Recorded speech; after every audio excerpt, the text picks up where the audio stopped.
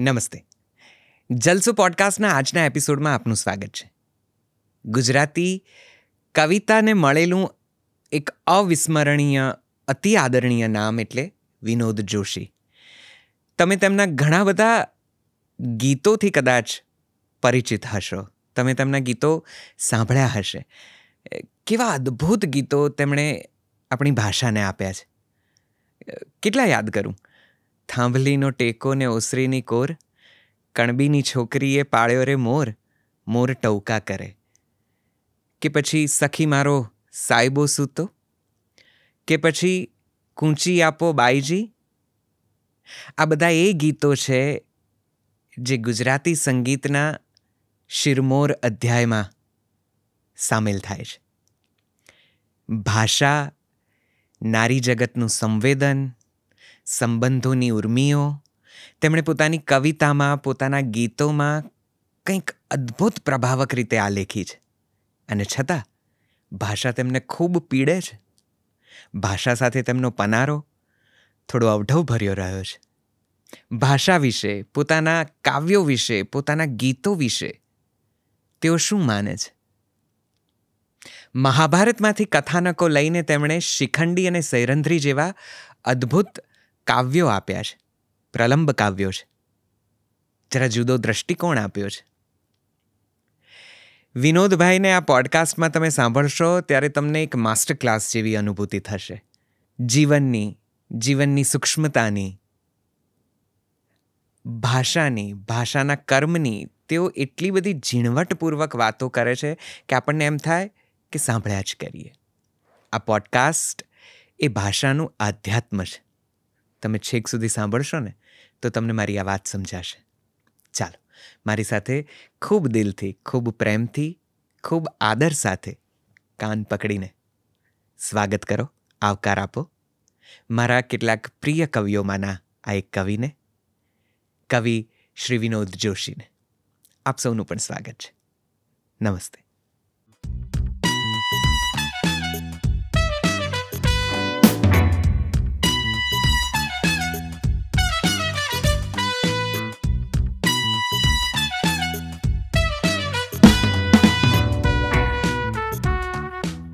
આપણું બનાવેલું છે એ ટકવાનું નથી. જેમ કે ભાષા મને બહુ જ પજવનારી, હું જેને ધિક્કારું છું એવી આ વસ્તુ છે. આ એક પેરેડોક્સ છે મારો.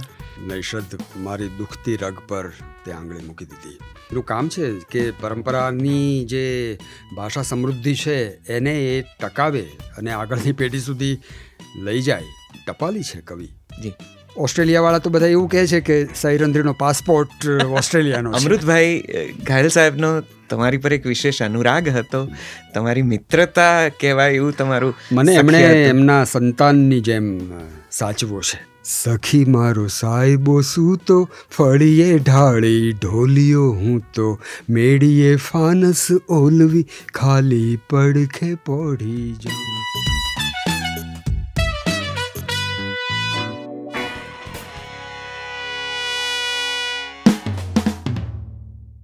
નમસ્તે સર. ખૂબ ખૂબ ખૂબ સ્વાગત છે આપનું. સૌથી પહેલાં તો મારા વંદન, પ્રણામ. સૌથી પહેલી જાહેરાત મારે આ કરવી છે કે હું થોડો નર્વસ છું. એ પરસ્પર છે એમ સમજવું. મને એમ છે કે તમારી સાથે કેટલીય વાતો કરી લઉં. કવિતા વિશે, સાહિત્ય વિશે, ભાષા વિશે કેટલું બધું પૂછી લઉં. પણ તમારા વિશે અભ્યાસ કર્યો તો મને એમ થયું કે લગભગ બધું પૂછાઈ ગયું છે. જુદી જુદી જગ્યાએ, જુદી જુદી રીતે, જુદા જુદા વ્યક્તિઓએ હું શું પૂછીશ અને હું શું નવું પૂછી શકીશ. કોઈક એવી જગ્યાઓ હશે કે જ્યાં હું નિરુત્તર રહ્યો હોઈશ તો એવું પૂછી શકાય. વાહ. હું આ ઇંગિતનો જરાક ઇશારો સમજી લઉં અને મારા પૂરતા પ્રયત્નો સાથે આપને ખૂબ ખૂબ પ્રણામ અને વંદન સાથે, આદર સાથે ફરી એક વખત સ્વાગત કરું છું.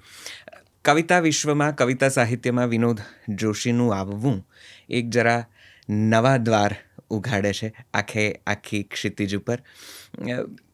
કવિતા વિશે મારે ઘણું જાણવું છે તમારા વિશે, તમારી પ્રક્રિયા વિશે, તમારા સર્જનો વિશે. પણ પહેલો સવાલ કદાચ મારે આ પૂછવો છે કે વિનોદભાઈને આ કવિતાનું આ સ્ફુરણ ક્યાંથી થયું છે? કેવી રીતે આ કવિતા જન્મી અને પછી આ રીતે આટલી વિસ્તૃત અને આટલી સુંદર રીતે કાગળિયા ઉપર ઉતરી. પહેલી કલમ ક્યારે પકડાઈ? શું એવું કંઈક સળવળ્યું અંદર કે કવિતા લખવાનું મન થયું? પહેલી પંક્તિ જ્યારે લખી ત્યારે આ કવિતા છે એવી ખબર નહોતી, પણ એ પંક્તિમાં પ્રાસ હતો. એમાં વાતચીતમાં આપણે નથી બોલતા, પણ રે એવો એક એકાક્ષરી શબ્દ પણ હતો. પોપટ તારી રાતી રે ચાંચ મેં ભાળી, પેલા હાથીની સૂંઢ છે કાળી. આવી પંક્તિ મને યાદ છે ત્યાં સુધી હું 5મા કે 6ઠ્ઠા ધોરણમાં ભણતો હતો ત્યારે મેં લખેલી, અને કંઈ મજા પડી ગયેલી. થોડુંક નાચ્યો પણ હોઈશ ત્યારે કે આ હું બોલું છું કે હું જે સાંભળું છું એ વાક્યોથી આ કંઈક જુદું છે. મને આટલું સ્મરણ છે, એનો મને આનંદ છે કે ચાલો આવો એક ક્યાંક કોઈ પ્રકાશ એ વખતે થયો હતો. બસ પછી તો કંઈ ભણતા ગયા અને હાઈસ્કૂલમાં આવ્યા પછી શિખરણી છંદમાં એક સોનેટ લખ્યું. ત્યારે સોનેટ કોને કહેવાય એ ખબર નહીં, પણ શિક્ષકો કહે કે 14 પંક્તિનું કાવ્ય હોય, સંસ્કૃત છંદમાં હોય, અને આપણો અનુભવ એમાં આવતો હોય. તો આવું સાંભળીને એમ થયું કે છંદ તો આવડે છે મને, 14 પંક્તિમાં કંઈક પૂરું કરી શકાય એવું લખીએ. તો મેં એક સોનેટ લખવાનો એ વખતે પ્રયત્ન કરેલો. હું હોઈશ લગભગ 11મા ધોરણમાં. બાળપણની એક સ્મૃતિ અને શિખરણી છંદમાં. મને છંદો એ વખતે આવડતા, નિશ્ચિત હું છંદો શીખ્યો જ નથી. અચ્છા. શ્રુતિથી જે રીતે પકડાયા એવી જ રીતે એ મને યાદ રહી ગયા છે. વાહ. તો એ સોનેટની શરૂઆત કંઈક એવી થતી હતી. બાળપણની એક સ્મૃતિ, એનું શીર્ષક. મારાથી મોટી બહેન, 2 વર્ષ મોટી, એને ધ્યાને રાખીને મેં આ સોનેટ લખ્યું. પેલી બાળપણની જે મસ્તીઓ હોય ને એને લક્ષમાં લઈને લખવું એવું મનમાં ધારેલું. શરૂઆત આવી રીતે થાય છે. જી. પછી બેની ડિક્કો કરી ચીડવીને તું ઘડી ઘડી જતી રહેતી આઘે. હું સમસમી બેઠો જ રહું ને તને કહેવા જાઉં કશુંક, પણ ઓષ્ટો ન ઉઘાડે. ન જાણું સાથી એ વખત કંઈનું કંઈ થઈ જતું, મને ગુસ્સો ખોટો સળવળી જતો, ત્યાં તું ફરીથી ખણી ચૂંટી વેગે સરી જતી.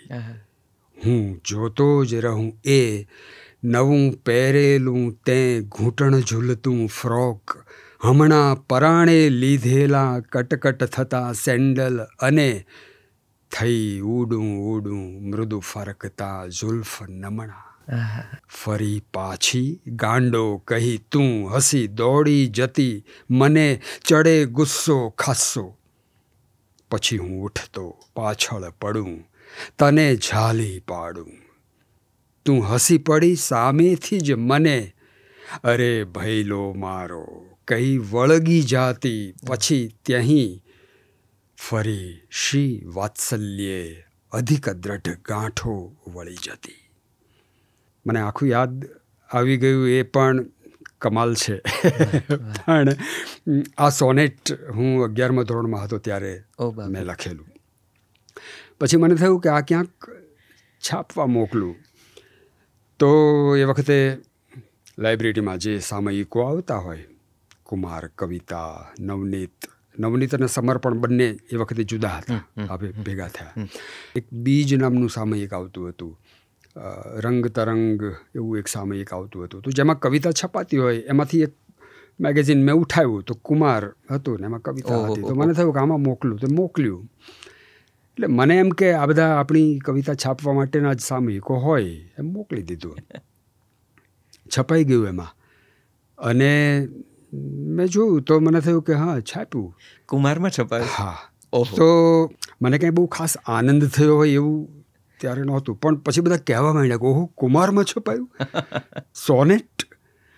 એટલે મને થયું કે આ કંઈક ભોંય ભાંગી છે.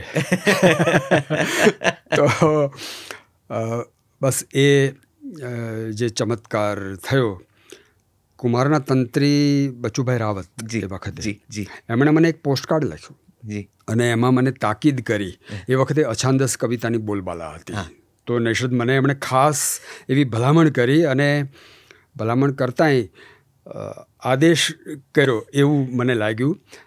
એમાં એવું લખ્યું કે અછાંદસ તો નહીં જ લખતા, તમને છંદ આવડે છે તો એ દિશામાં જ આગળ કામ કરો. અને ચંચી મહેતાના ઈલા કવિઓની યાદ આપતું એ સોનેટ છે એવું એમણે લખ્યું. ત્યારે મેં ઈલા કવિઓ વાંચેલા પણ નહીં. પછી તો મેં એ ચોપડી શોધી ને પછી મને ખબર પડી કે બહેન વિશેના કાવ્યો ચંચી મહેતાએ ઈલા કાવ્યો તરીકે લખ્યા છે. જી બસ ત્યારથી મને ખબર પડી કે કવિતા નામે કશુંક હોય છે. આ અછાંદસવાળી વાત બહુ જ રસપ્રદ છે અને મને એમ થાય કે હું જરાક આજના પરિપ્રેક્ષ્યમાં એને થોડી વધારે ખોલું, પણ એ કદાચ સવાલ થોડો પછીથી રાખું. તમે શ્રુતિ પરંપરાની વાત કરી અને તમારી શ્રુતિમાં જે ભાષા ભળી હશે, સંસ્કૃત પ્રકાંડ પંડિત પરિવારમાંથી આપ આવો છો. આપના પિતાશ્રીને, જો હું ભૂલ ન કરતો હોઉં તો સામવેદી બ્રાહ્મણ અને યજુર્વેદી બ્રાહ્મણ, અને એ પરંપરામાં અતિશય રસપ્રદ એમણે જે કામ કર્યું છે એ તમને એક બ્રાહ્મણ પરિવારના દીકરા હોવાના લીધે તો મળ્યું જ છે. એટલે એ ભાષા તમારી પાસે કદાચ જનીનમાં કે આનુવંશિક રીતે આવી હશે. લોકબોલી તમે જરા જુદી રીતે પ્રયોજી છે. મારે કેટલા બધા એવા ઉર્મી કાવ્યો છે જેની વિશે એમ થાય કે આ શબ્દો નવા છે, આ ભાવ નવો છે, આ આલેખન નવું છે. પણ આ બહુ વિરોધાભાસ છે. લોકબોલી અને શાસ્ત્રોક્ત ભાષાને ભેગી કરવી એ કપરા ચઢાણ છે. એ જેને ફાવે ને ફાવે, નહીંતર બધું શેડભેળ થઈ જાય અને ખાસો બધો ઘડો લાડવો કરી નાખે ભાષાનો, જેને આપણે કહીએ. તો પહેલાં તો મને પરિવારની વાત કરો. આપે આપની બહેનની વાત કરી. આ આખી સંસ્કૃત પરંપરા આપને કેવી રીતે પ્રાપ્ત? આ બધું યોગાનુયોગ છે. મારો જન્મ જે પરિવારમાં થયો, શુક્લ યજુર્વેદાંતર્ગત માધ્યંદિની શાખાનો ત્રિપ્રવરી બ્રાહ્મણ હું. શિશુકાળમાં જ મેં ઘરમાં જે વેદો, ઉપનિષદો કે બીજા શાસ્ત્રોના મંત્રોચ્ચાર થતા હોય એ પિતાના ખોળામાં સૂતા સૂતા સાંભળ્યા. ને જાણ બહાર જ મારી શ્રુતિ એ દિશામાં સક્રિય થઈ ગઈ. મેં કહ્યું એમ છંદો ક્યારેય શીખ્યો જ નથી અને આવડતા. તો એ વાત તો ત્યાં થઈ ગઈ. પણ માતૃપક્ષેથી મને તળ કાઠિયાવાડી ધાણીફૂટ ગુજરાતીનો વારસો મળ્યો. મારું મોસાળ ગામડામાં, અમરેલી જિલ્લાનું ભોરિંગડા નામનું નાનકડું એવું ગામ, 2-3 હજારની વસ્તી એ વખતે હશે. હજી એ કંઈ બહુ વધી નહીં હોય. અને ત્યાં હું અવારનવાર વેકેશન પડે કે ત્યાં જતો જ રહ્યો હોઉં. અને બા પાસેથી એ ભાષાનો જે વારસો મને મળ્યો. નૈષદ મારામાં આવા ભાષાના 2 ખાના, ડિવિઝન એ થઈ ગયા. એક તરફ આવી પ્રશિષ્ટ સંસ્કૃત ભાષા અને બીજી તરફ તળ ગુજરાતી લોકભાષા. અને સદભાગ્યે હું એવો કુશળ ઓપરેટર બન્યો કે જ્યારે જે ખાનું ખોલવું હોય એ ખોલી શકું. એટલે હું જ્યારે છંદોમાં લખતો હોઉં ત્યારે મને પેલી ભાષા ન નડે, અને જ્યારે ગીતો લખતો હોઉં અને એમાં જ્યારે આ તળપદ શબ્દોનો વૈભવ ઉપયોગમાં લેવાતો હોય ત્યારે મને પેલું ન નડે. એટલે ભાષાને 2 રીતે નિયંત્રિત કરી શકવાની મારી એક સ્વાભાવિક આવડત વિકસી હશે. કેમ વિકસી તો હું જાણતો નથી, પણ મને બરાબર યાદ છે કે મારા શિશુકાળમાં મારી જે ભાષા હતી એ તદ્દન ગામઠી તળપદ એવી ભાષા. કારણ કે મારો ઉછેર જ ગામડામાં થયો. પિતાજી તલાટી મંત્રી હતા અને વારંવાર બદલી થયા કરે જુદા જુદા ગામડાઓમાં. બોટાદ તાલુકાના કેટલાક ગામડાઓમાં મારું શૈશવ પસાર થયું. અને હું જે બોલતો હતો એ ભાષા બિલકુલ ગ્રામ ભાષા કહેવાય એવી. કેળું ખાવું છે એમ હું નહોતો બોલતો. કેળું ખાવું છે મને બરાબર યાદ છે આ મારું વાક્ય પણ, જે મારા કાનમાં હજી આજે પણ અથડાય છે કે હું આ ભાષા બોલતો હતો. પણ મને ખ્યાલ આવ્યો કે ભાષા બહારથી આવતી વસ્તુ છે, એ જન્મજાત નથી, ઇમ્પોઝડ છે. તમે એને ઇમ્બાઇબ કરો છો, તમારામાં એને ગ્રહણ કરો છો, તો તમે ભાષાને બદલી પણ શકો છો. એ બહારની વસ્તુ છે તો, અને કૃત્રિમ છે એવી જ્યારે સમજ પડી ત્યારે તો વિશેષ મારો આગ્રહ રહ્યો કે હું આ ભાષાને બદલી શકું, સુધારી શકું. એટલે મને ખબર પડી કે મારે ભાષાને આ રીતે કેળવવી છે. જો આપણામાં કોઈ ઉચ્ચારણ અવયવોમાં ખામી ન હોય તો ભાષાને તમે ધારો એવી રીતે, ધારો તે ઢંગમાં વ્યક્ત કરી શકો, ઉચ્ચારી શકો. અને એનું શાસ્ત્ર જ્યારે તમે જાણો કે શીખો ત્યારે તો તમને એની સવિશેષ માવજત કરવાનું મન થઈ આવે. આ શબ્દ હું બોલ્યો સવિશેષ, એ હું અગાઉ નહોતો બોલી શકતો, પણ પછી મને ખબર પડી કે આમાં તો આ દંત્ય, તાલવ્ય અને મૂર્ધન્ય ત્રણેય રીતે જીભને અને ઉચ્છ્વસિત હવાને તમે જો મેનેજ કરો તો આ ઉચ્ચાર થઈ શકે છે. પછી તો ગુજરાતી વિષયના અધ્યાપક તરીકે જે વક્તવ્યો કરવાના થયા હોય વર્ગમાં, એ વખતે મને એવો વિચાર પણ આવ્યો કે જે વિદ્યાર્થીઓ મને સાંભળે છે એ હું બોલું છું એવું બોલવાનો પ્રયાસ કરશે. તો આ ચીવટ મને એ વખતે વધારે ખપમાં આવી. તો ભાષા સાથેનું મારું કન્ફ્રન્ટેશન જે છે તે આ પ્રકારનું રહ્યું. અમારે ભાવનગરમાં એક રાષ્ટ્રીય સંસ્થા છે વિજ્ઞાનની, central salt and marine chemical research institute. તો આવું હું બોર્ડ પર લખું અને વિદ્યાર્થીઓને કહું કે આ વાંચો, અને તરત વાંચી નહોતા શકતા. તો એની સામે હું એમને છંદમાં લખાયેલી કવિતા જ્યારે એનો પાઠ કરું ત્યારે એ બધાને બહુ રોમાંચ થતો કે આવું કેવી રીતે બોલી શકાય. ગંગા લહરી જગન્નાથની એની એક પંક્તિ હું બોલું, 17 અક્ષરનો એ છંદ શિખરણી અને 17 અક્ષરનો શબ્દ હોય અને એટલો સમાસ પ્રચુર હોય. પ્રદોષાંતર નૃત્યત્પુરમથન લીલો ધૃત જટામ. તો એમને આશ્ચર્ય થતું. તો હું એવું કહેતો કે તમે જે પ્રકારે બોલવા ધારો એવી રીતે તમે બોલી શકો. તમારે તમારા ઉચ્છ્વસિત હવાના પરિમાણ પર અને તમારા ધ્વનિ પર, એ બંને પર સભાન રહીને કામ કરવું પડે. તો ભાષા સાથેનું મારું થોડુંક આવું આ રહ્યું. પરિવારે મને આમ મદદ કરી, પણ એમને કોઈને એ ખ્યાલ નહીં હોય કે એમની પાસેથી મેળવેલી આ ભાષા કવિતામાં સરી જશે અને એમાંથી કંઈક નવું થશે. તો વિનોદભાઈ, શ્રુતિ પરંપરાથી જે તમે ભાષા મેળવી, કાં આવી ગઈ હશે, એ પછી તમારી સભાન જાગૃતિએ તમે કદાચ એમાં કાંઈક ફેરફાર આણ્યા હશે, નોંધ્યા હશે, કોઈક પાસેથી લીધા હશે, વાંચવાથી મળ્યા હશે, સાંભળવાથી મળ્યા હશે. અને પછી લખતી વખતે જ્યારે તમે આ બધી જ યુક્તિ પ્રયુક્તિઓનું સરસ આલેખન કર્યું ત્યારે ભાષા જરાક જુદી રીતે નીકળી હશે કાગળ ઉપર.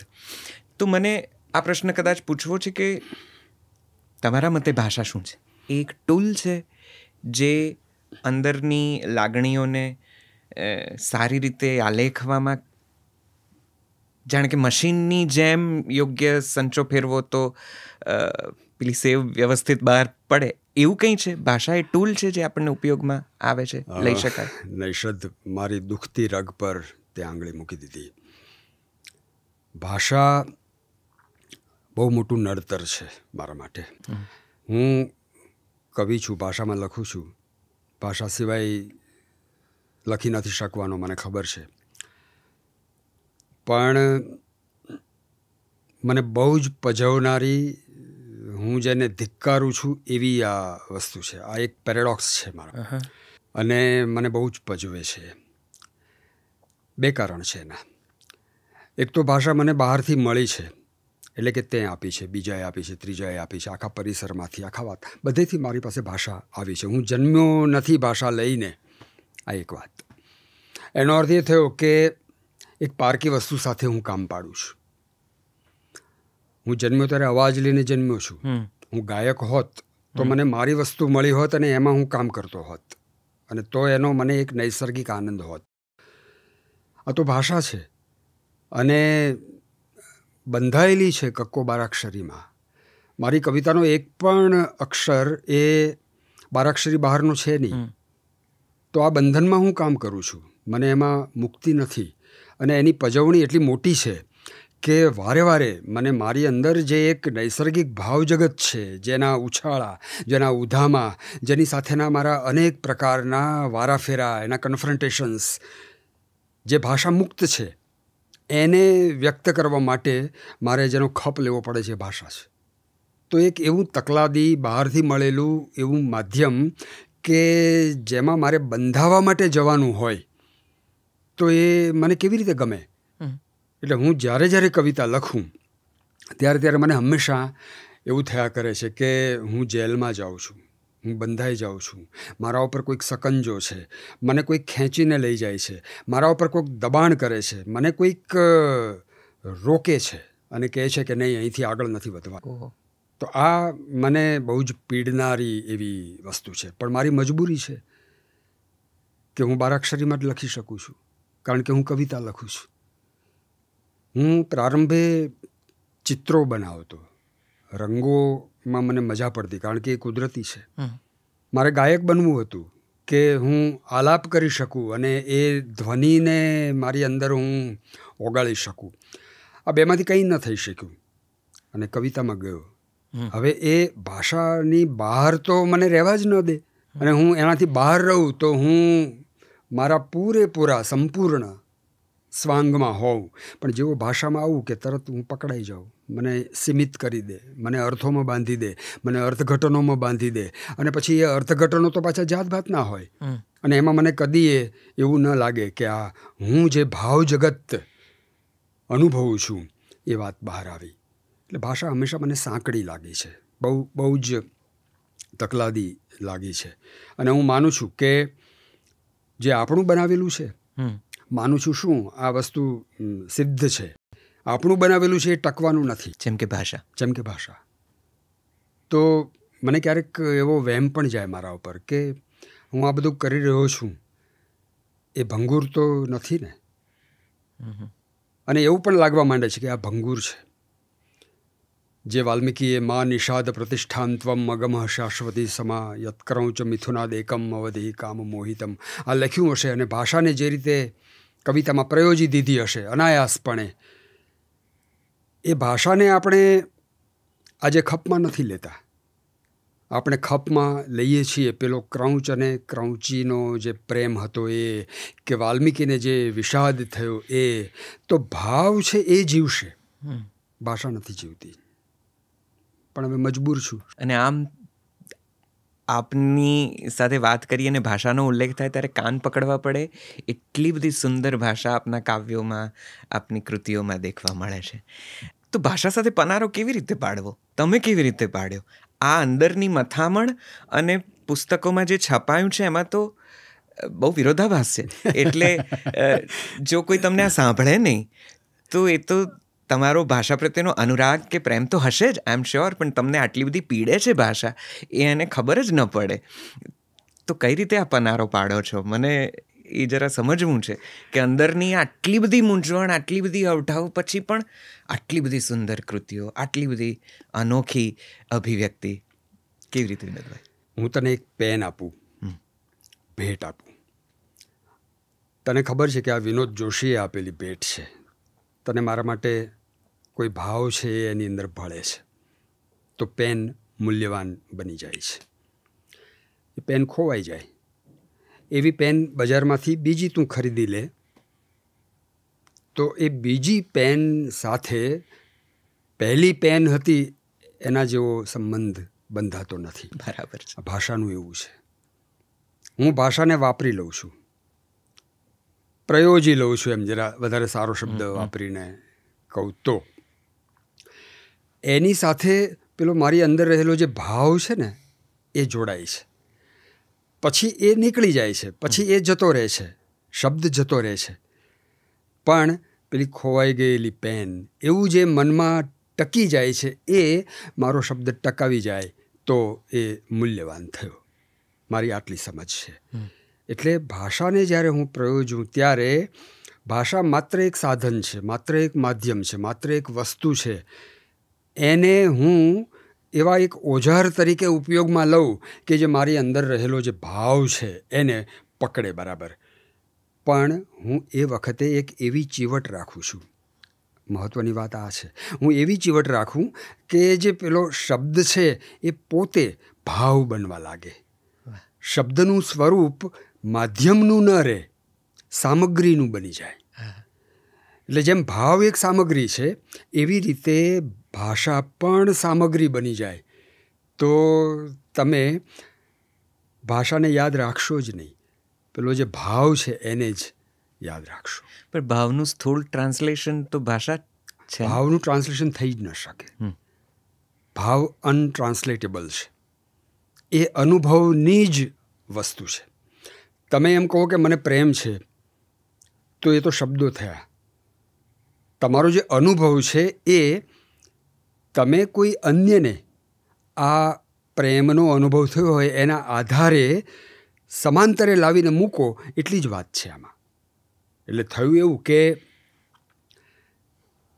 અન્યને થયેલી વેદના અને મને થયેલી વેદના એ બંને માત્ર એકબીજા સામે ભાષામાં વર્ણવી શકીએ, પણ અન્યની વેદના મારી વેદના થઈ જાય, મારી વેદના અન્યની વેદના થઈ જાય એવું આમ બને નહીં. કારણ કે બંને શરીર જુદા છે, અનુભવ કરનારા બંને જુદા છે. તો સમાનુભૂતિ સુધી જો પહોંચી શકાય ભાષા દ્વારા તો આ સિદ્ધ થઈ ગયું, તો ભાવ સંક્રાંત થયો. એટલે હું આ ધ્યાન રાખું કે ભાષા માધ્યમ મટી જઈને સામગ્રી બની જાય, તો પછી એ ભાવ જ ટકે તમારામાં, પછી બીજું કંઈ નહીં. તો આ ભાષાથી ભાવથી વાણી અને વાણીના પેલા પ્રકારો વૈખરી ને પશ્યંતી ને પરા, અને આપણે ત્યાં એક બહુ મોટું વિધાન છે કે શબ્દ બ્રહ્મ જ. તમારી યાત્રા તમને એ તરફ લઈ જતી ક્યારેય લાગી છે? આ તો બધી બહુ ગંભીર વાતો છે, બહુ એમાં તો હું જવા જ નથી માગતો, એટલા માટે કે એમાં ગયા પછી તો પાછા વળવું મુશ્કેલ છે. પણ આપણે વૈખરીના માણસો છીએ, આપણે કક્કો બારાક્ષરીને વિદારી શકતા નથી. નવાઈની વાત તો એ છે કે આપણને જ્યારે આ મળ્યું, આ કક્કો બારાક્ષરી નામનું એક તૂત આપણને જ્યારે મળ્યું ત્યારે આપણને ખબર જ નહોતી કે આપણે એને ઝીલી રહ્યા છીએ. જાણ બહાર જ આપણને આ મળી ગયું. હવે આપણે એને ઉતરડી ન શકીએ આપણામાંથી. એટલે કોઈ ભાવ હોય એટલે તરત એના અર્થઘટનો થવા લાગે. એ ક્રોધનો હોય, પ્રેમનો હોય, કે કરુણાનો હોય, કે જુગુપ્સાનો હોય, કોઈ પણ ભાવ થાય એટલે તરત શબ્દોમાં એનું ઇન્ટરપ્રિટેશન થાય. હવે જો આ ભાષા ન હોત તો એનું ઇન્ટરપ્રિટેશન ન થાત, તો માત્ર એ સંવેદનની ભૂમિકાએ આપણી અંદર ટકી શકત. હવે કવિતામાં તો ભાષા જ આવવાની છે, તો એ આખી વસ્તુ વૈખરીમાં જ વ્યક્ત કરવાની છે. પણ જો એને આપણે ઓગાળી દઈ શકીએ, જો ભાષાને તમે ડાયલ્યુટ કરી શકો એમાં તમારા ભાવમાં, એટલે કે ભાવ પોતે જ જો ભાષા બની જાય તો એ ખરી સર્જકતા છે. ભાષા અર્થ આપીને અટકી જાય તો એ પૂરતું નથી. તમે ભાષા વિશેની મારા મનની જેટલી પણ ધારણાઓ હતી એ બધી એકદમ કોન્કર કરી નાખી છે. અને મને વિશ્વાસ છે મારા જેવા ઘણા હશે જેને પણ આજે એક નવી માહિતી, નવી રીતે જોવાની એક દ્રષ્ટિ મળી હશે. અને એવા કેટલાય લોકો હશે જે તમારા કવિતાઓમાંથી નવા નવા શબ્દો શોધે છે, નવા નવા શબ્દો પોતાના રોજના ભાવ જગતને કવિનું એ કામ છે, બયાં કરવા. કવિનું કામ છે કે પરંપરાની જે ભાષા સમૃદ્ધિ છે એને એ ટકાવે અને આગળની પેઢી સુધી લઈ જાય. ટપાલી છે કવિ. જી. હા, તમે ભૂલી ગયા હો એ શબ્દોને કવિતામાં લાવીને બીજી જનરેશન સુધી એને લંબાવી શકે છે કવિ. અને એક ચિંતા સતત આપણે સાહિત્ય જગતમાં કે બૌદ્ધિક જગતમાં ચાલ્યા કરે છે કે ગુજરાતી ભાષાનો હવે વર્ગ નથી, હવે પેઢી નથી, લોકો સાંભળતા નથી, લોકો વાંચતા નથી. બધા સાંભળે છે, બધા વાંચે છે, બધાને ગુજરાતી ગમે છે, ગુજરાતી મરવાની નથી. આ બધી વાતો તું પૂછે એ પહેલાં હું કહી દઉં. ગુજરાતી ભાષા મહાન ભાષા છે, દેશની સમૃદ્ધ ભાષા છે, બહુ જ લાંબી એની પરંપરા છે. 1000 વર્ષ સુધી જે ભાષાએ આપણને કોઈને કોઈ રીતે આગળ ને આગળ ધકેલ્યા છે અને નવા નવા સંવેદનોથી માંડીને નવા નવા બાહ્ય જગતના પરિમાણોથી પરિચિત કર્યા છે. એ ભાષા નિર્બળ કેવી રીતે હોઈ શકે અને એ મરે કેવી રીતે? ભાષા વિકસે, ઉલટાનું ભાષા જો સ્થિર થાય તો મરે. આ તો ભાષાનો એક બેઠો નિયમ છે. એની નવા નવા શબ્દોને સ્વીકારવાની જ્યાં સુધી શક્તિ હોય ત્યાં સુધી ભાષા કોઈ દિવસ મરે નહીં. વાહ. અંગ્રેજીના કે બીજી ભાષા, આપણી ભાષામાં કેટલા બધા અંગ્રેજી શબ્દો છે અને એના ગુજરાતી પર્યાય હોવા છતાં આપણે એનો ઉપયોગ નથી કરતા. આપણે બને એટલું સ્વાભાવિક સહજ રહેવાનો પ્રયત્ન કરીએ છીએ. આમ તો ભાષા પોતે જ કૃત્રિમ છે, પણ આપણે એની અભિવ્યક્તિ જ્યારે કરીએ ત્યારે એને વધુને વધુ સહજ બનાવવાનો પ્રયાસ કરીએ છીએ. લાલ મોટર આવી, ગુલાબી ગજરો લાવી, આમ ગાનારી જે સ્ત્રીઓ હશે સાવ ગામડાની છે, અભણ સ્ત્રીઓ છે, પણ એને મોટર જેવો અંગ્રેજી શબ્દ પોતે ગાઈ રહી છે એની ખબર નથી. તો આવી સહજતાથી જે બધું વણાઈ ગયું હોય એને આપણે સ્વીકારવું જોઈએ, ટકાવવું જોઈએ. અંગ્રેજો અહીંયા હતા ત્યારે એમણે પણ સ્વીકાર્યું છે. એમણે જંગલ એવો શબ્દ સ્વીકાર્યો, એમની ભાષામાં ફોરેસ્ટ એવો શબ્દ હતો તો પણ એમણે ઘી એવો શબ્દ સ્વીકાર્યો છે. જી. તો જે ભાષા નવા નવા આવા શબ્દોના પુંજ પોતાનામાં ઓગાળતી રહે ત્યાં સુધી એની સમૃદ્ધિ વિકસતી રહે. ગુજરાતીમાં એવું થાય છે, હું તો જોઈ રહ્યો છું, મારી નજરે જોઈ રહ્યો છું. અંગ્રેજી માધ્યમમાં ભણનારા વિદ્યાર્થીઓ ગુજરાતી નથી જાણતા એવું કહેનારા જે છે એ મા બાપો પોતે ગુજરાતીમાં વાત કરે છે એમના સંતાનો સાથે. એમણે કરવી જોઈએ. તો ગુજરાતી તો સાંભળો તો તમને આવડે, તો તમે શીખી શકો. ભાષા સાંભળીને જ શીખી શકાય છે. બેરો માણસ બોલી નથી શકતો, તો ગુજરાતી બોલો, ગુજરાતી સાંભળો. બોલાય, સંભળાય અને સમજાય એટલે ભાષા સિદ્ધ થઈ ગઈ. એ સાચી કે ખોટી હોતી જ નથી. દુનિયાની બધી ભાષાઓ સાચી હોય જો સમજાઈ જાય. તમારી આ વાત ઉપર જસ્ટ એક નાનકડું વાત મારે વ્યુઅર્સને કરવી છે. ભાષા સાંભળીને જ શીખી શકાય એવું અમે પણ ખૂબ માનીએ છીએ અને એ જ વાતને અમારી રીતે સિદ્ધ કરવાની કોશિશના ભાગરૂપે અમે જલસો મ્યુઝિક એન્ડ પોડકાસ્ટ એપ રજૂ કરી છે, જે પ્લે સ્ટોર, એપ સ્ટોરમાં અવેલેબલ છે. આપ ડાઉનલોડ કરશો તો તમને આપણી ભાષાનું અદ્ભુત કોન્ટેન્ટ સાંભળવા મળશે. એટલે લખવા વાંચવામાં જો કંઈક અડચણ હોય તો સાંભળીને તો ભાષા સુધી પહોંચી જ શકાય છે. અમે ગુજરાતી સાહિત્યની કેટલીક શ્રેષ્ઠ વાર્તાઓનું વાંચીકમ કર્યું છે, ડ્રામેટિક રીડિંગ કર્યું છે, એ પણ સાંભળજો, આપને બહુ મજા પડશે અને કદાચ વિનોદભાઈની વાત એ રીતે થોડી વધારે તમને સમજાશે. પણ એક નાનકડો વચ્ચે આપનો એક ઇમોશન આવી ગયો, પેલું ભંગુરતાનું. અહીંયા એક સહેજ મને પૂછવાની ઈચ્છા થઈ જાય છે. વિનોદભાઈ, ક્યારેય જીવનમાં એવું લાગે છે કે મારી આ કવિતાઓ કાળના કોઈ ક્રમે ભૂંસાઈ જશે, ડગલે ને પગલે લાગે છે, ભંગુર થઈ જશે, તો એની કોઈ પીડા, કોઈ વેદના ક્યારે એવું થાય છે કે વિનોદભાઈ નહીં યાદ રહે આવનારી પેઢીને? તો એટલે હું આવનારી પેઢીને ધ્યાનમાં રાખીને લખું છું એવું તો છે નહીં. હું લખું છું એટલા માટે કે મારે ભાષાનો કસ કાઢવો છે. મને મળેલી જે ભાષા છે એમાં કેટલું સત્વ રહેલું છે જી એ જાણવા માટે. ભાષાની ક્રીડા છે આ. મારી સાહિત્યની જો કોઈ વ્યાખ્યા હોય તો એક જ શબ્દની છે, ભાષા ક્રીડા. કારણ કે સાહિત્યકાર ભાષા વગર તો લખી જ નથી શકવાનો. સાહિત્યકારનું મીડિયમ જ એ છે. તો એ કાલિદાસ હોય કે વિનોદ જોશી હોય, એનાથી ભાષા તો છૂટવાની જ નથી. તો મને આવું થયા કરે. પણ ભવભૂતિ એવું કહ્યું છે કે ઉત્પત્સ્યતેસ્તિ મમ કોપી સમાન ધર્મા કાલો હ્યયમ નિરવધિર વિપુલાશ્ચ પૃથ્વી. કાળ અનંત છે અને પૃથ્વી વિશાળ છે. ક્યારેક કોઈક સમાન ધર્મા જાગે અને એને ખબર પડે કે ઓહો, આ શબ્દમાં પ્રકાશ છે, આ શબ્દમાં રણકાર છે, આ શબ્દમાં વૈવિધ્ય અર્થનું, ભાવનું એ બધું છે, તો એને માણી શકાય છે. આપણે ઘણા બધા એવા શબ્દો માણીએ જ છીએ ને. આજે હું પટારો એવો શબ્દ બોલું તો એક સાથે કેટલા બધા સંદર્ભો એનાથી આપણા ચિત્તમાં આવી જાય છે. તો ભાષા કોઈ દિવસ એ રીતે આ છે ને, પેલું આમ ચક્રાકારે ફરતી ઘટના છે. કાલિદાસે મેઘદૂતમાં પેલી એક પંક્તિ લખી છે, નીચેર ગચ્છત યુપરી ચ દશા ચક્ર નેમિ ક્રમેણ. આમ રથ જતો હોય તો પૈડું પહેલાં જમીનને અડેલું હોય, પછી સહેજ આગળ વધે એટલે એ જમીનને અડેલો ભાગ પાછો ઉપર આવે, વળી આગળ જાય એટલે વળી પાછો એ નીચે આવે. આ ભાષાનું આવું છે. ફેશનનું પણ એવું છે ને. હાજી, એકદમ. એ જે જૂનું હોય એ પાછું ફરી આવે છે. કાલિદાસે કહ્યું છે, પુરાણમિત્યેવ ન સાધુ સર્વમ ન ચાપી કાવ્યમ નવમિત્યવદ્યમ. જે જૂનું છે એ જ બધું સારું અને નવું એ અવજ્ઞાપાત્ર એવું નથી. અને પછી એણે ઉપદેશ આપ્યો છે, સંતઃ પરીક્ષાય પરિભજન્તે. જે ડાયા માણસો છે એ પરીક્ષા કરે અને પછી એને સમજે. અને મૂઢ પરપ્રત્યયનેય બુદ્ધિ. જે મૂર્ખાઓ છે એ બીજાની બુદ્ધિ પ્રમાણે ચાલે.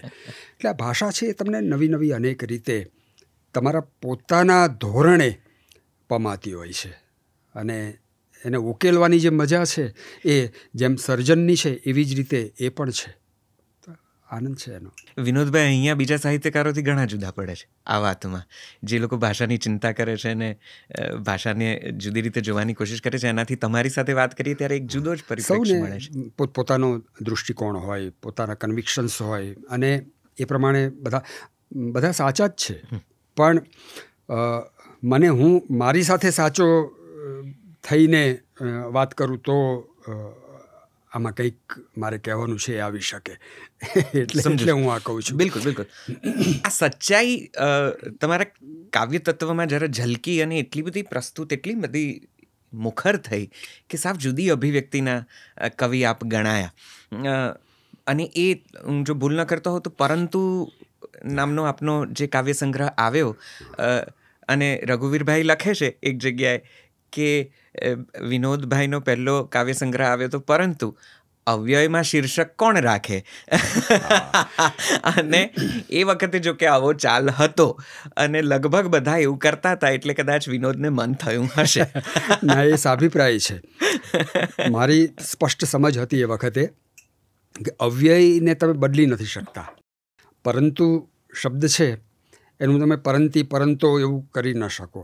એટલે કાવ્યની અચળતાનો મને આમ એ વખતે જે મિજાજ હતો એ ધ્યાનમાં રાખીને એ શીર્ષક રાખેલું. તો મારે પૂછવું એ છે કે શરૂઆત કરીથી લઈને અત્યાર સુધી તમારી પર કોનો પ્રભાવ રહ્યો છે? ક્યારેય પેલું એક સાહિત્ય વર્તુળમાં પણ એવું છે કે અત્યારે જેમ કે એક આખો પેલો એબ્સ્ટ્રેક્ટ પોએટ્રી અને ક્રિએશન્સ અને પ્લેઝ અને સાહિત્ય કૃતિઓનો એક આખો સમય ગાળો આવ્યો હતો. સાહિત્યમાં જેને આધુનિક, અનુઆધુનિક, મધ્યકાલીન આ પ્રકારના ભાગોમાં વહેંચવામાં આવે છે, અને કેટલાક કવિઓના જે નામોલ્લેખ થાય છે. આપનો કોઈની ઉપર પ્રભાવ ખરો? ક્યારેય લખતી વખતે આપે એવું રાખ્યું કે મને અત્યારે આવું ચાલે છે તો આવું લખવું છે, કે you have been true to yourself? બે વસ્તુ હતી મારામાં.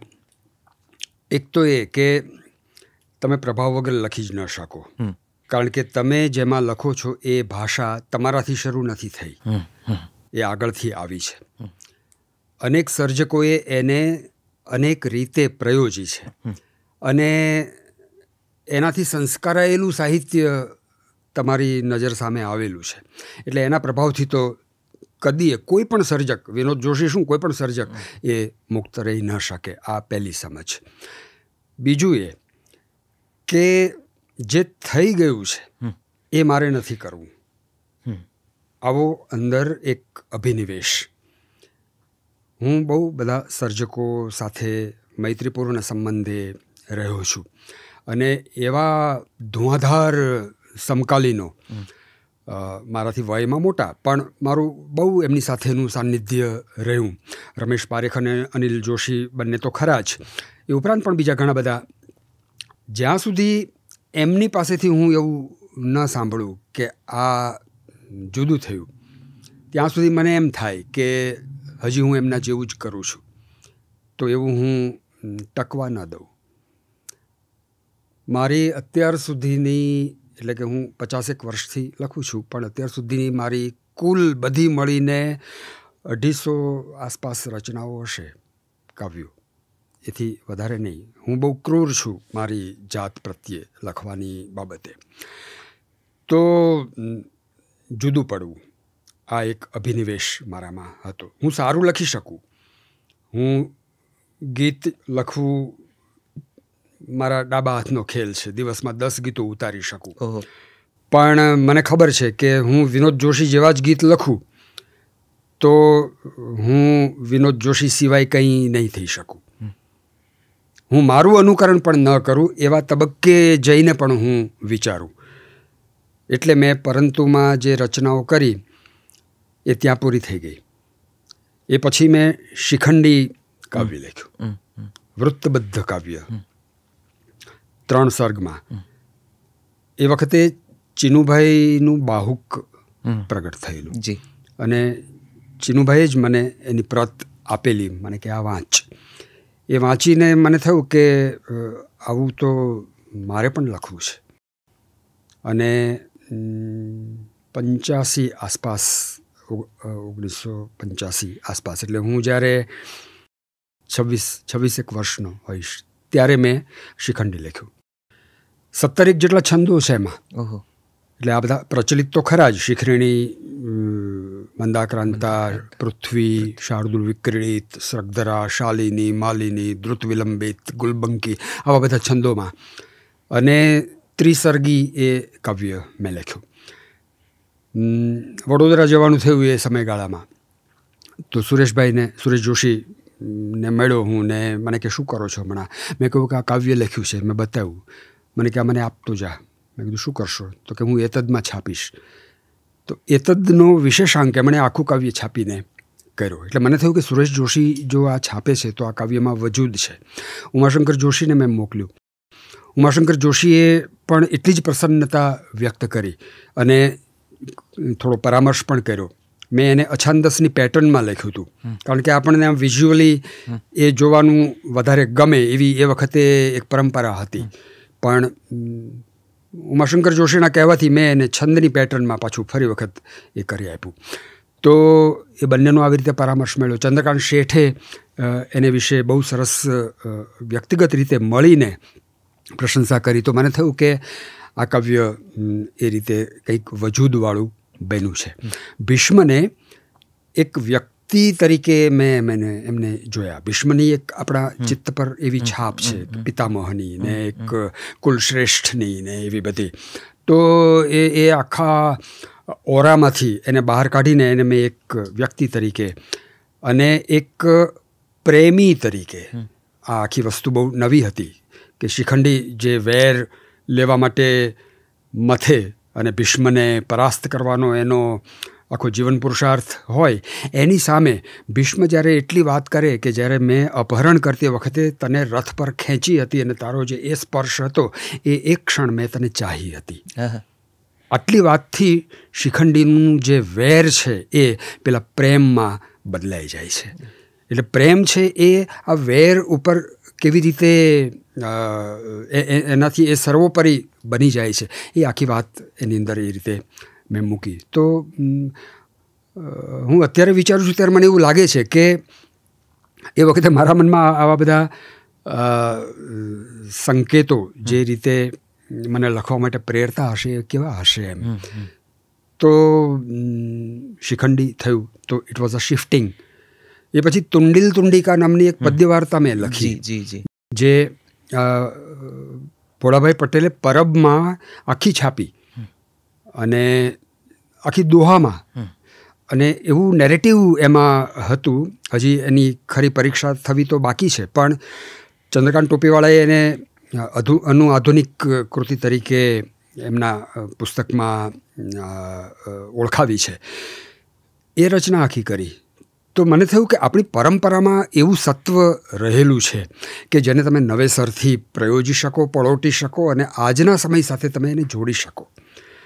ગુજરાતી વિષયના અધ્યાપક તરીકે યુનિવર્સિટીમાં ભણાવવાના વ્યાવસાયિક મામલે જે કંઈ નવું નવું વિચારવાનું અને વિદ્યાર્થીઓને કહેવાનું એવું બધું બન્યા કર્યું હોય, એના પ્રભાવો પણ આ બધી રચનાઓ ઉપર પડ્યા હોય. એટલે જુદા જુદા ઇઝમ્સ કે આ કે તે કે એવું બધું પણ એની અંદર ક્યાંક ને ક્યાંક જાણે અજાણે દાખલ થઈ ગયું હોય. તો આ તુંડિલ તુંડિકા એની રચના થઈ. એ દરમિયાન જે બધા કાવ્યો લખાતા ગયા હશે એમાંથી ઝાલર વાગે જૂઠડી એ કાવ્ય સંગ્રહ થયો. એમાં પણ ગીતો છે, સોનેટ્સ વગેરે છે. કેટલીક ગઝલો પણ મેં લખી. હું જાણું છું કે મારો સ્વભાવ ગઝલકારનો નથી, પણ ગઝલનું શાસ્ત્ર હું જાણું તો છંદોમાં, ગઝલના છંદોમાં લખવું મને ફાવે. તો પણ મારી સર્જક તરીકેની એટલી સભાનતા મેં અકબંધ રાખી છે કે ગોત્રસંધાન શાની સાથે મારું થઈ શકે છે. હું છંદોમાં જેટલી નિરાત અનુભવું છું સંસ્કૃત વૃત્તોમાં, એટલી મને લયમાં પણ નિરાત નથી મળતી, ગીતોમાં પણ નહીં. છાંદસ કૃતિઓ મને જે તોષ આપે છે એ સર્વોપરી છે. તો આવી રીતે આ બધું. વિનોદભાઈ, આમ કોઈનું આમ પ્રભાવ પણ છતાં કોઈકનું અનુકરણ નથી કરવું કે ખુદનું અનુકરણ પણ નથી કરવું. વિનોદ જોશી જ્યારે એવું કે ત્યારે આ જીદ છે કે આ એક પ્રકારની ચેલેન્જ તમે તમારા કર્તૃત્વને, તમારા ક્રિએટિવિટીને આપો છો? ઉધામાં છે.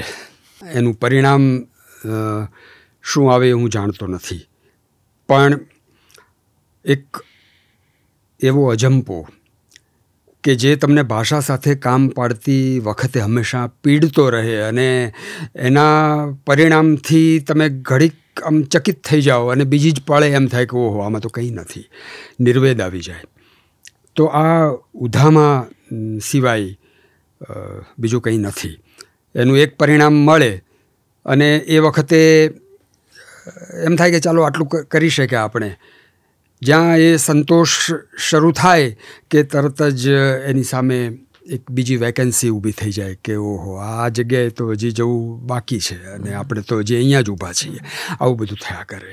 એટલે એવું કહેવાય છે કે વિગલિત વેદ્યાંતર આનંદ મળે કવિતાથી, બ્રહ્માનંદ સહોદર આનંદ મળે. હું એવી શોધમાં છું કે આવું કંઈ હોય છે ખરું?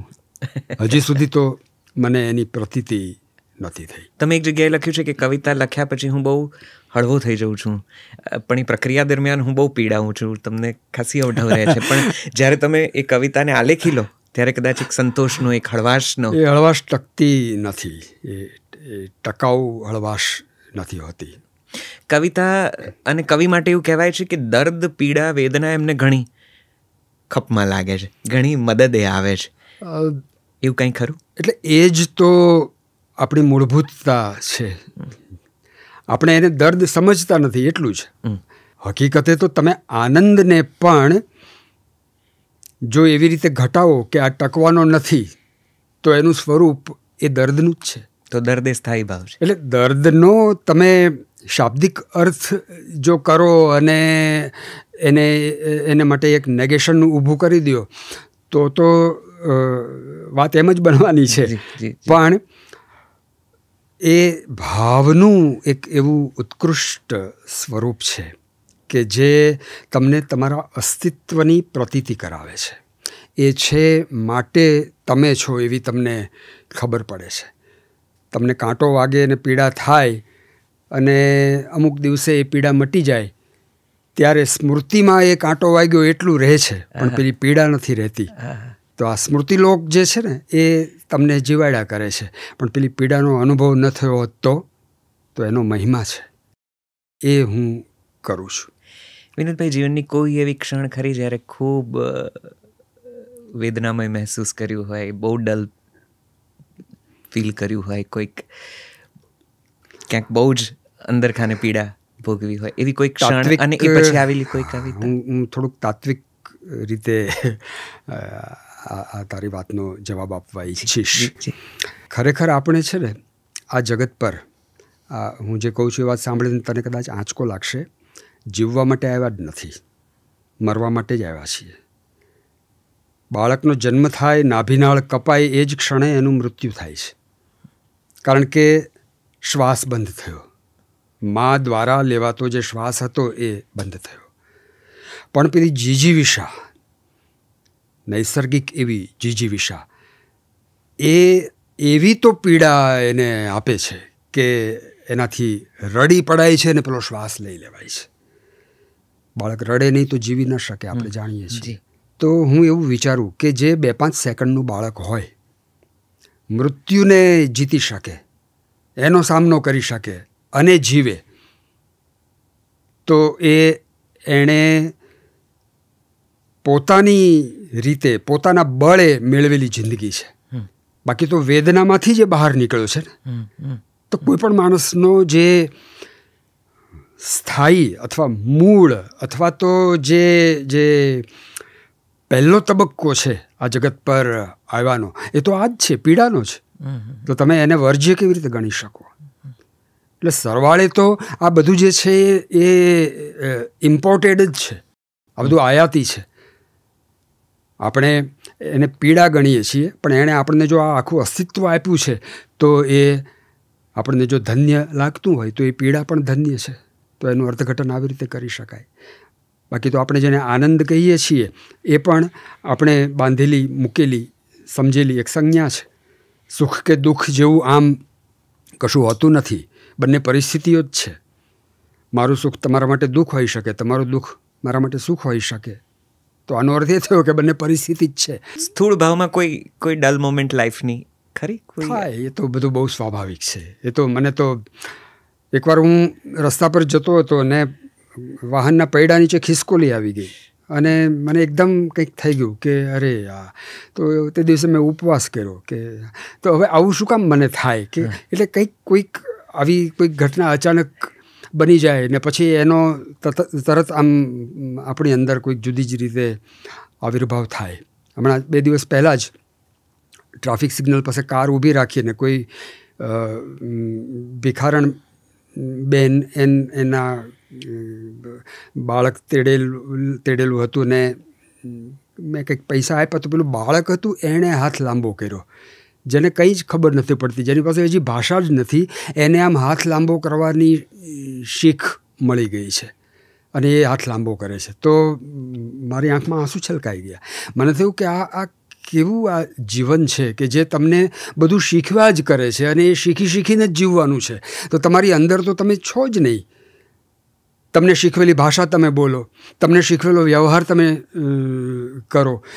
તમારે જે કરવું હોય એ કરવા માટે તમારે અનુકૂળ સંજોગો હોય તો જ તમે કરી શકો. આ બધા સકંજાઓ જે છે એની વચ્ચે પીડાથી ઇતર છે શું? તો મને હંમેશા આવું લાગ્યા કરે, એનો ભાર મને હોય. તમે આ બધી વાતો કરો, આટલી સંવેદનશીલતાથી વાતો કરો, આટલી તીવ્રતાથી વાતો કરો, ત્યારે એક જે સામાન્ય અનુભવ છે કે નાજુક હૃદય, કવિ હૃદયને ગઝલ તરફનો ઝુકાવ વધી જતો હોય છે.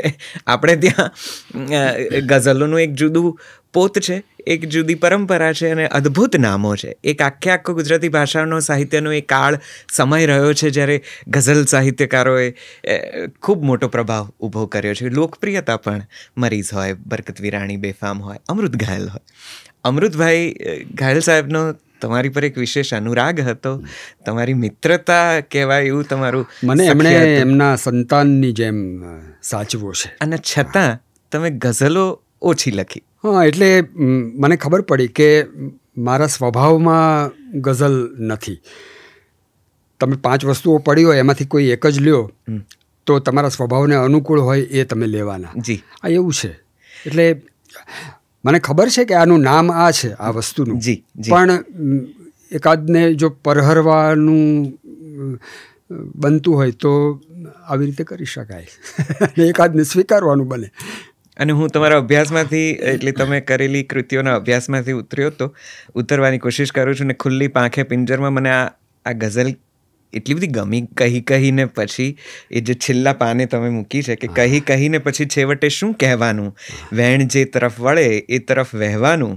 અને આ શેર તો આમ સવારથી મારા જરા માથે ચડી ગયો છે કે પ્રબંધ વર્તમાનનો કર્યાની ભ્રમણામાં ન હાથ આવે પછીનું કે પછી પહેલાનું. એટલે આટલી સજ્જતા ગઝલમાં જેને કહેવાય. અને આ ડેપ્થ આજે તો હવે એવો એક સમય છે કે દરેકને ગઝલ લખવાનું એમ લાગે છે કે ફાવે જ છે અને દરેકને પોતાની એક ગઝલ તો રજૂ કરવી જ છે પોતપોતાના માધ્યમો ઉપર. ત્યારે ગીતો જ કેમ પસંદ થયા, ગીતો જ કેમ લખ્યા? અને ગીતોમાં પાછો એક જુદો ભાવ છે. પણ પહેલો પ્રશ્ન, ગીતો પ્રત્યે આટલો બધો અનુરાગ? મને કંઈ એવું ખાસ કારણ મળતું નથી કે હું ગીતો શા માટે લખું છું. પણ લયના કામણ અસર કરી ગયા હોય એવું બનવા સંભવ છે એમ મને લાગે. કારણ કે છંદોમાં જે ચુસ્તતા અને એમાં એને પ્રયોજવા માટેની જે રંગીન મથામણો હોય, તમને મજા કરાવી દે, અજવાળું થઈ જાય. આપણી ભાષાના જે દોહરા છે એ પણ મેં સૈરંધ્રી લખ્યું એમાં બહુ જુદી ગુજરાતીમાં એ લખ્યા છે. એની આખી જે પરંપરાની પરિપાટી છે એને મેં બાજુએ મૂકી દીધી હોય એવી રીતે લખ્યા છે. તો છંદોનું મને થોડુંક આવું આમ મેનેજ કરવાનું એવું બધું ગમે.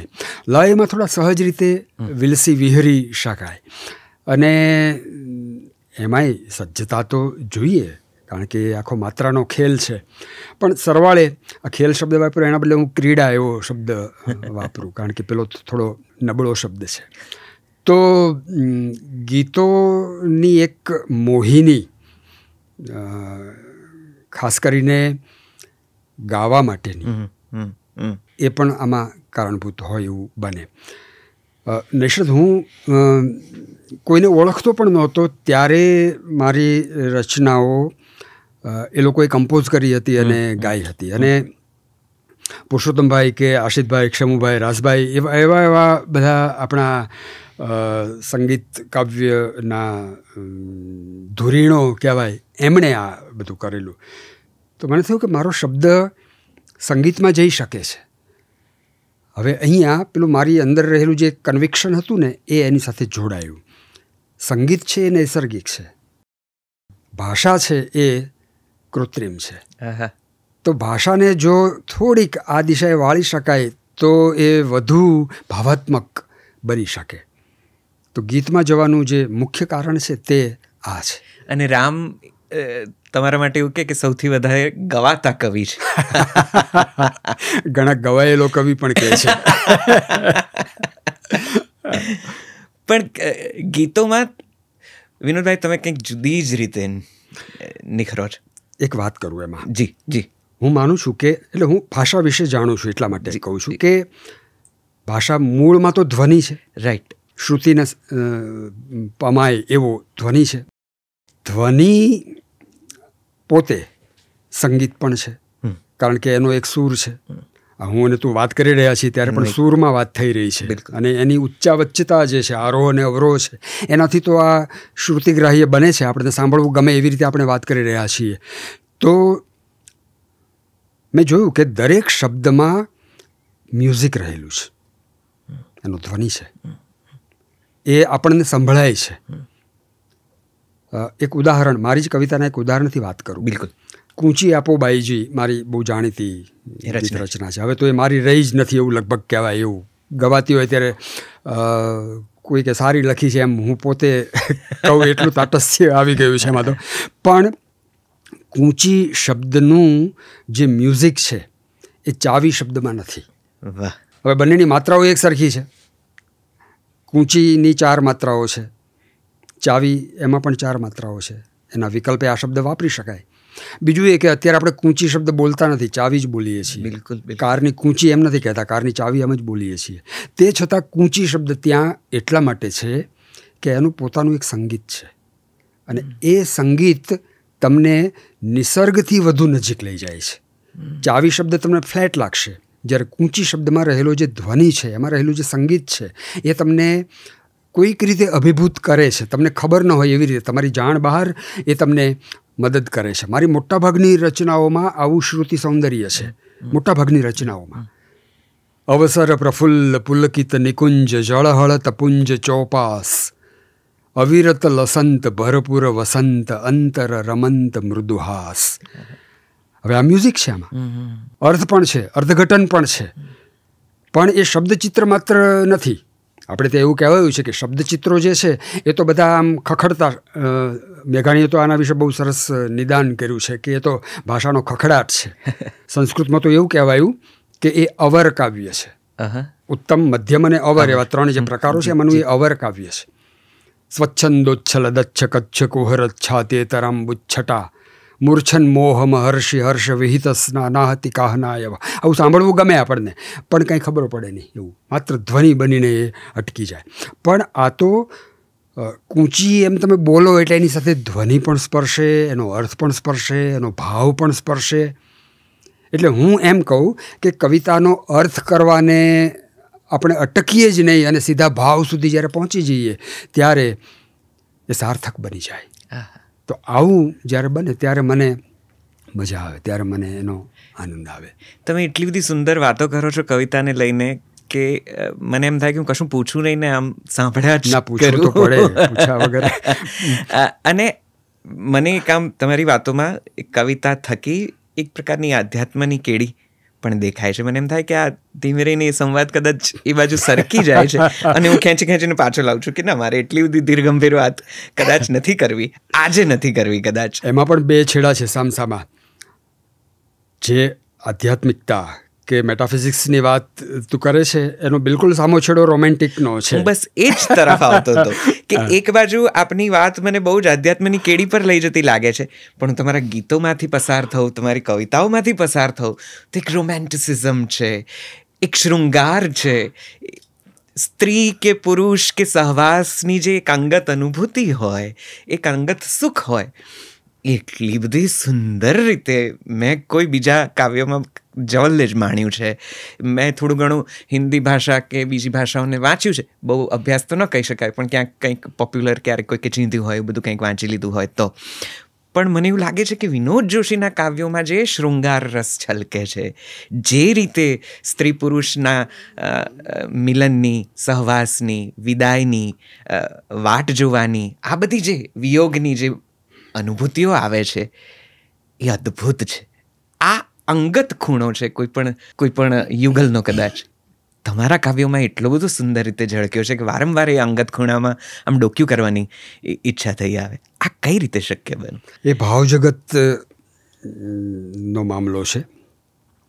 મેં પ્રારંભે કહ્યું એ પ્રમાણે વિચાર જગતનું એના ઉપર બહુ મોટું આક્રમણ હોય છે. તમે ભાવ અનુભવો કે તરત એ વિચારમાં બદલાઈ જાય, એટલે એનું અર્થઘટન થઈ જાય. તમે વિચારમાં પહોંચતા ભાવને જો રોકી શકો અને એને વધુને વધુ તીવ્ર રીતે એની યોગ્ય કક્ષાએ માણો તો પહેલાં તો એનો પિંડ સરખો બંધાય.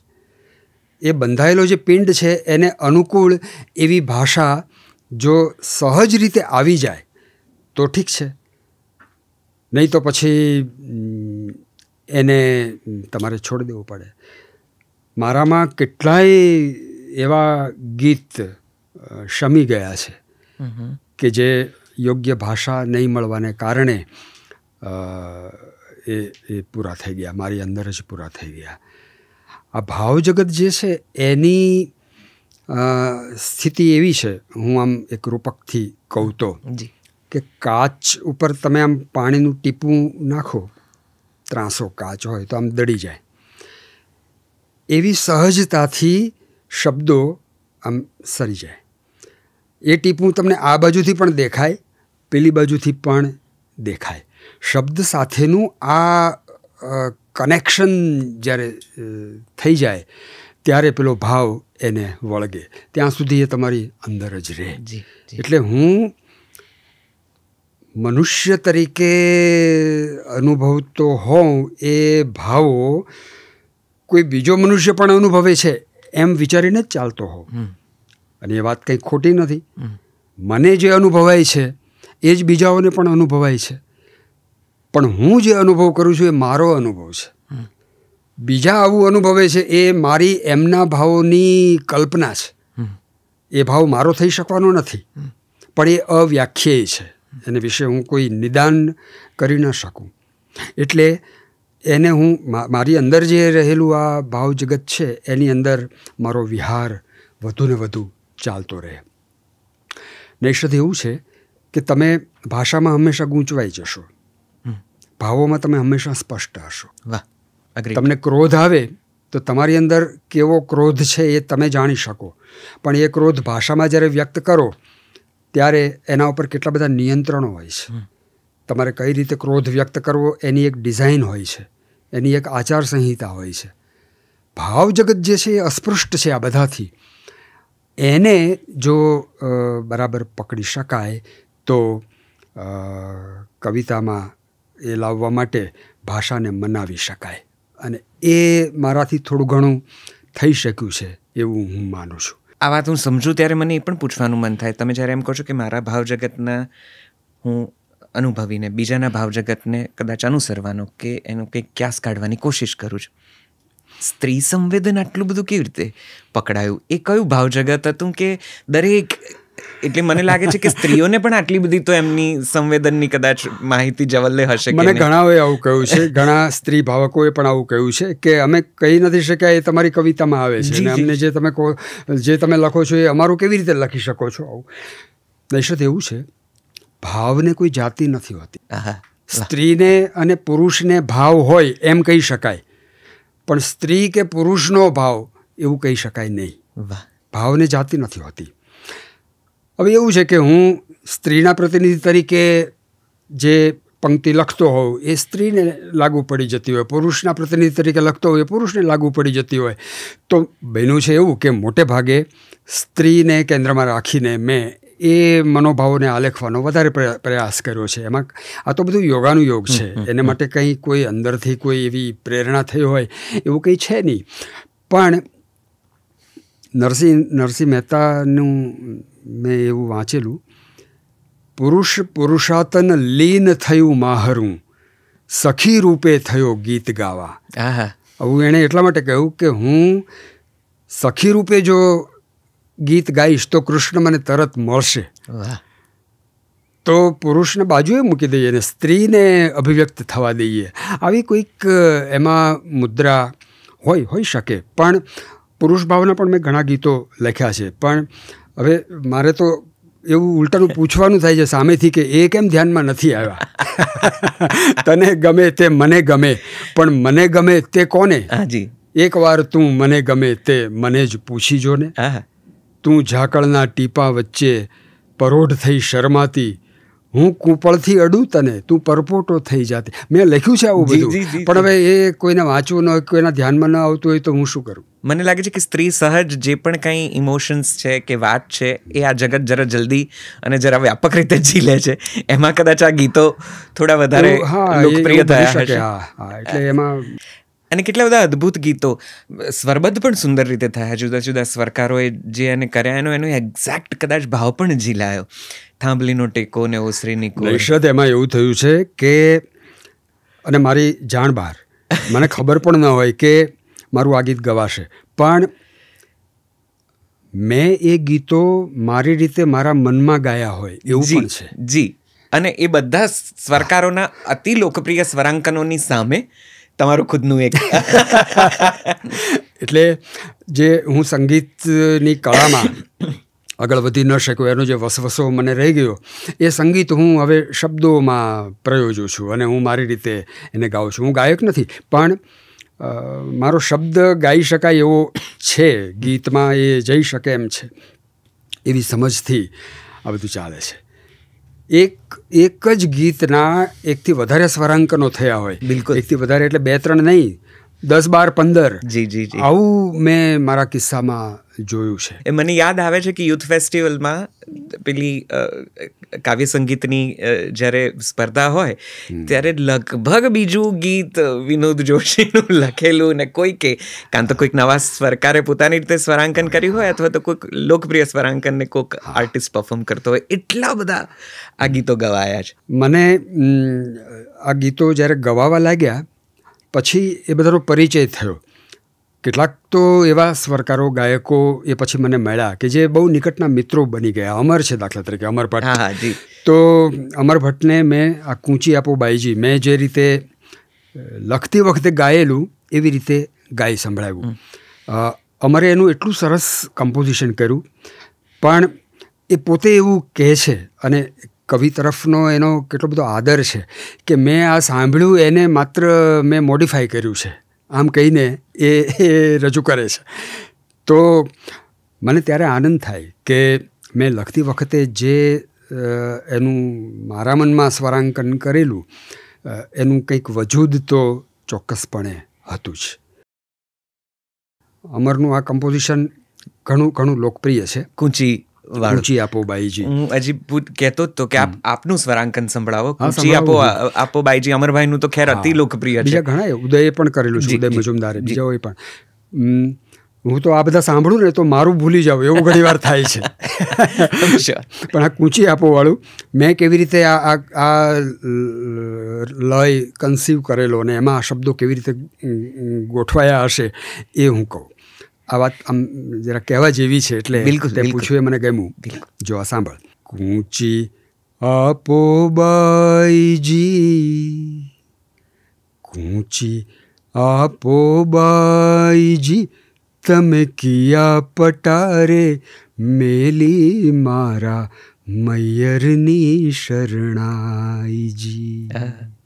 કોઈ કંકુ થાપા ભૂંસી દઈ મને ભીંતેથી ઉતરાવો, કોઈ મીંઢળની મરજાદા લઈ મને પાંચીકડા પકડાવો. ખડકી ખોલો બાઈજી, તમે કિયા કટાણે પોંખી મારા કલરવની કઠણાઈજી. હવે આ મેં ગાયેલું, આ મેં અમરને સંભળાવ્યું ને એણે કેટલું સરસ એમાંથી નીપજાવ્યું. એવી રીતે રાગ જોગમાં અને લોકલયને બંનેને સાંકળીને એણે મારી એક રચનાનું અદ્ભુત સ્વરાંકન કર્યું, સખી મારો સાહેબો. હવે જો એ મેં કેવી રીતે ગાયું.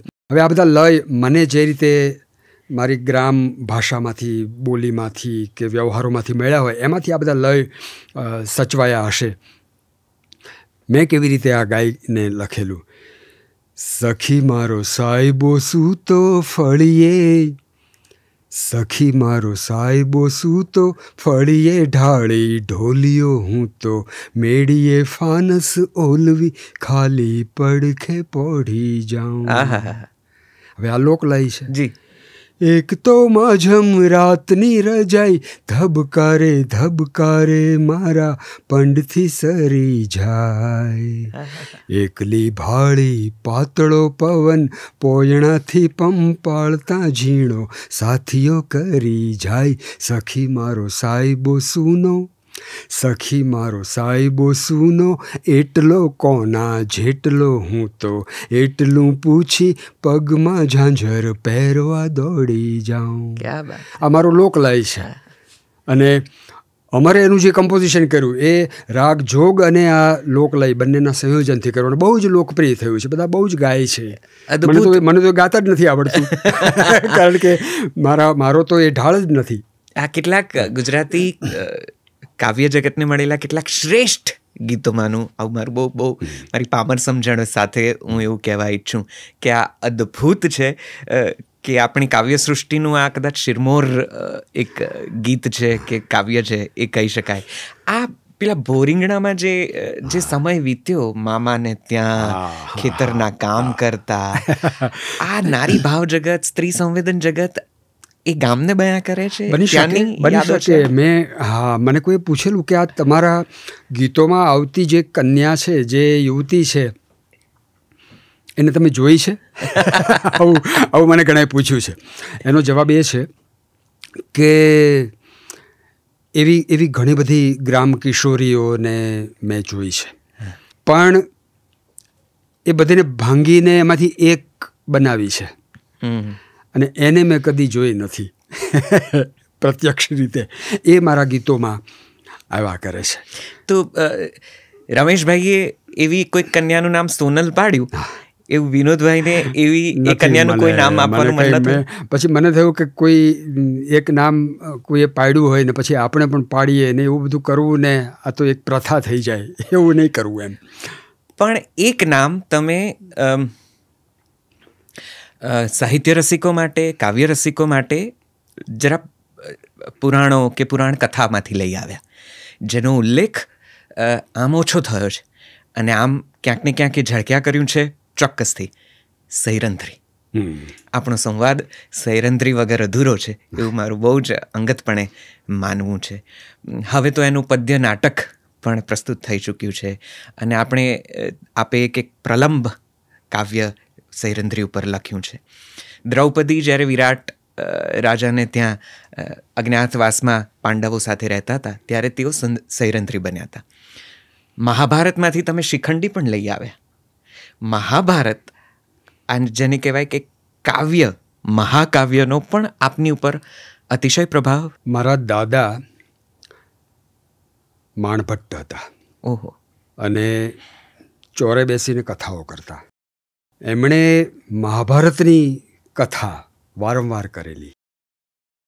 એમની વિશેષતા એ હતી કે એ વાંચીને કથા નહોતા કરતા, શીઘ્ર. બીજી વિશેષતા એ કે પદ્યમાં શીઘ્ર પદ્ય રચાય અને મહાભારતની કથા કહેવાય. હું જે કરું છું એ તો કંઈ જ નથી એની પાસે. આખી રાત ચાલતી હોય એવી કથાઓ કે આખો દિવસ ચાલતી હોય એવી કથાઓ એ શીઘ્ર પદ્યમાં કરી શકતા હતા. તો આ તો બધું ક્યાંકથી આ તારો દીધો દ્વિગુણ થઈ તુજ પાસ આવે એના જેવું છે. ને આપણે અત્યારે મહિમા કરી શકીએ એમ છીએ એવા સમયમાં જીવીએ છીએ એટલે આપણે જરા વાઘા પહેરીએ છીએ. બાકી તો આ બધું ક્યાંકથી આવેલું છે. તો મહાભારતનો આ એક તો આનુવંશિક વારસો. બીજું, મને મહાભારત હંમેશા આપણું રોજિંદું જીવન લાગ્યું છે.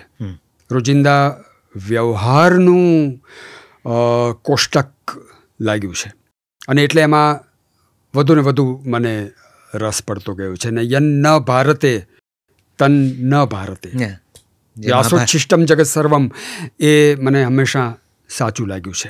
શિખંડી તો લખ્યું પણ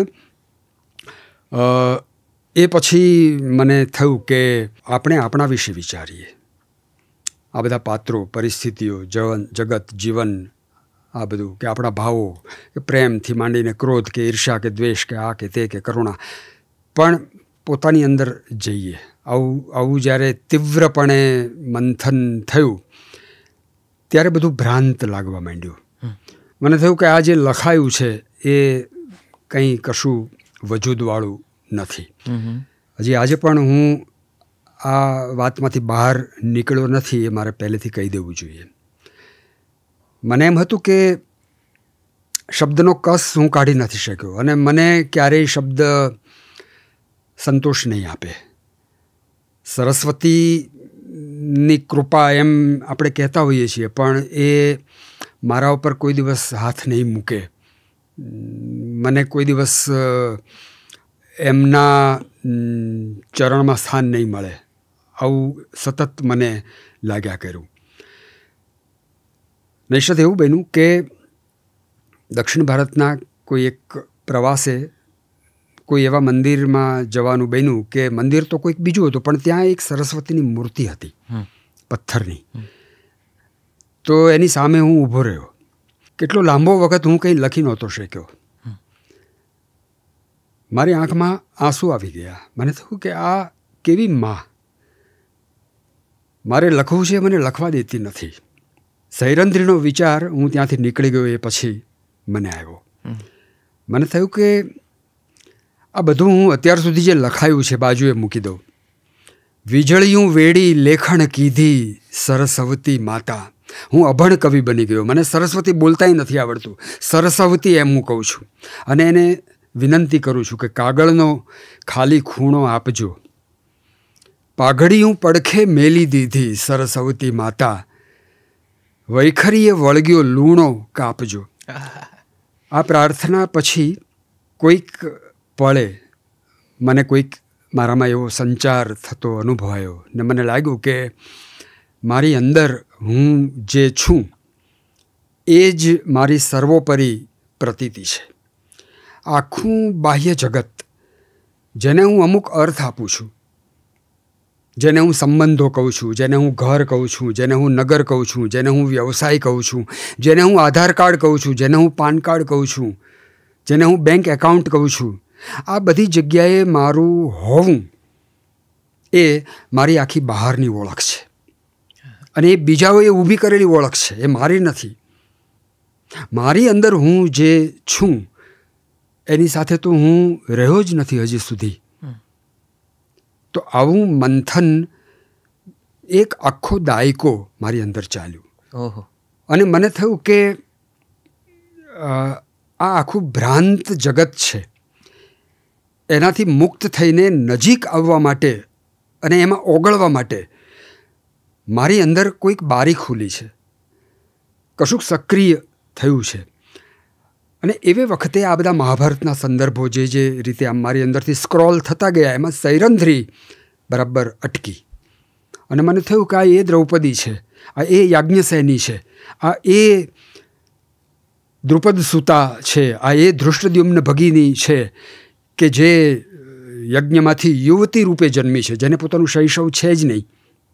આ એવી સ્ત્રી છે કે જે મહાભારતની બળુકીમાં બળુકી સ્ત્રી છે, અને તે છતાં આખી જિંદગી એણે વેદના જ વેઠી છે, સમાધાનો જ કર્યા છે. આ એ દ્રૌપદી છે કે જેણે પાંડવોના પગલે પગલે ચાલીને પોતાનું જીવન જીવવાનો કોઈ દિવસ મોકો મેળવ્યો જ નથી. તો એની સાથે આ કનેક્ટ થયું અને મને લાગ્યું કે આ તો આ સૈરંધ્રીવાળી વાત જ મારી અંદર ચાલી રહી છે. બહુ જ પ્રયત્ન કર્યો પણ લખાયું નહીં. પરાણે લખવા બેઠો તો શિખંડી લખ્યું હતું એ જ પેટર્ન પર આગળ બધું ચાલવા લાગ્યું. મને થયું કે નહીં, વિનોદ જોશી પોતાનું પુનરાવર્તન નહીં કરે, છોડી દીધું. એમ થયું કે નાટક લખું.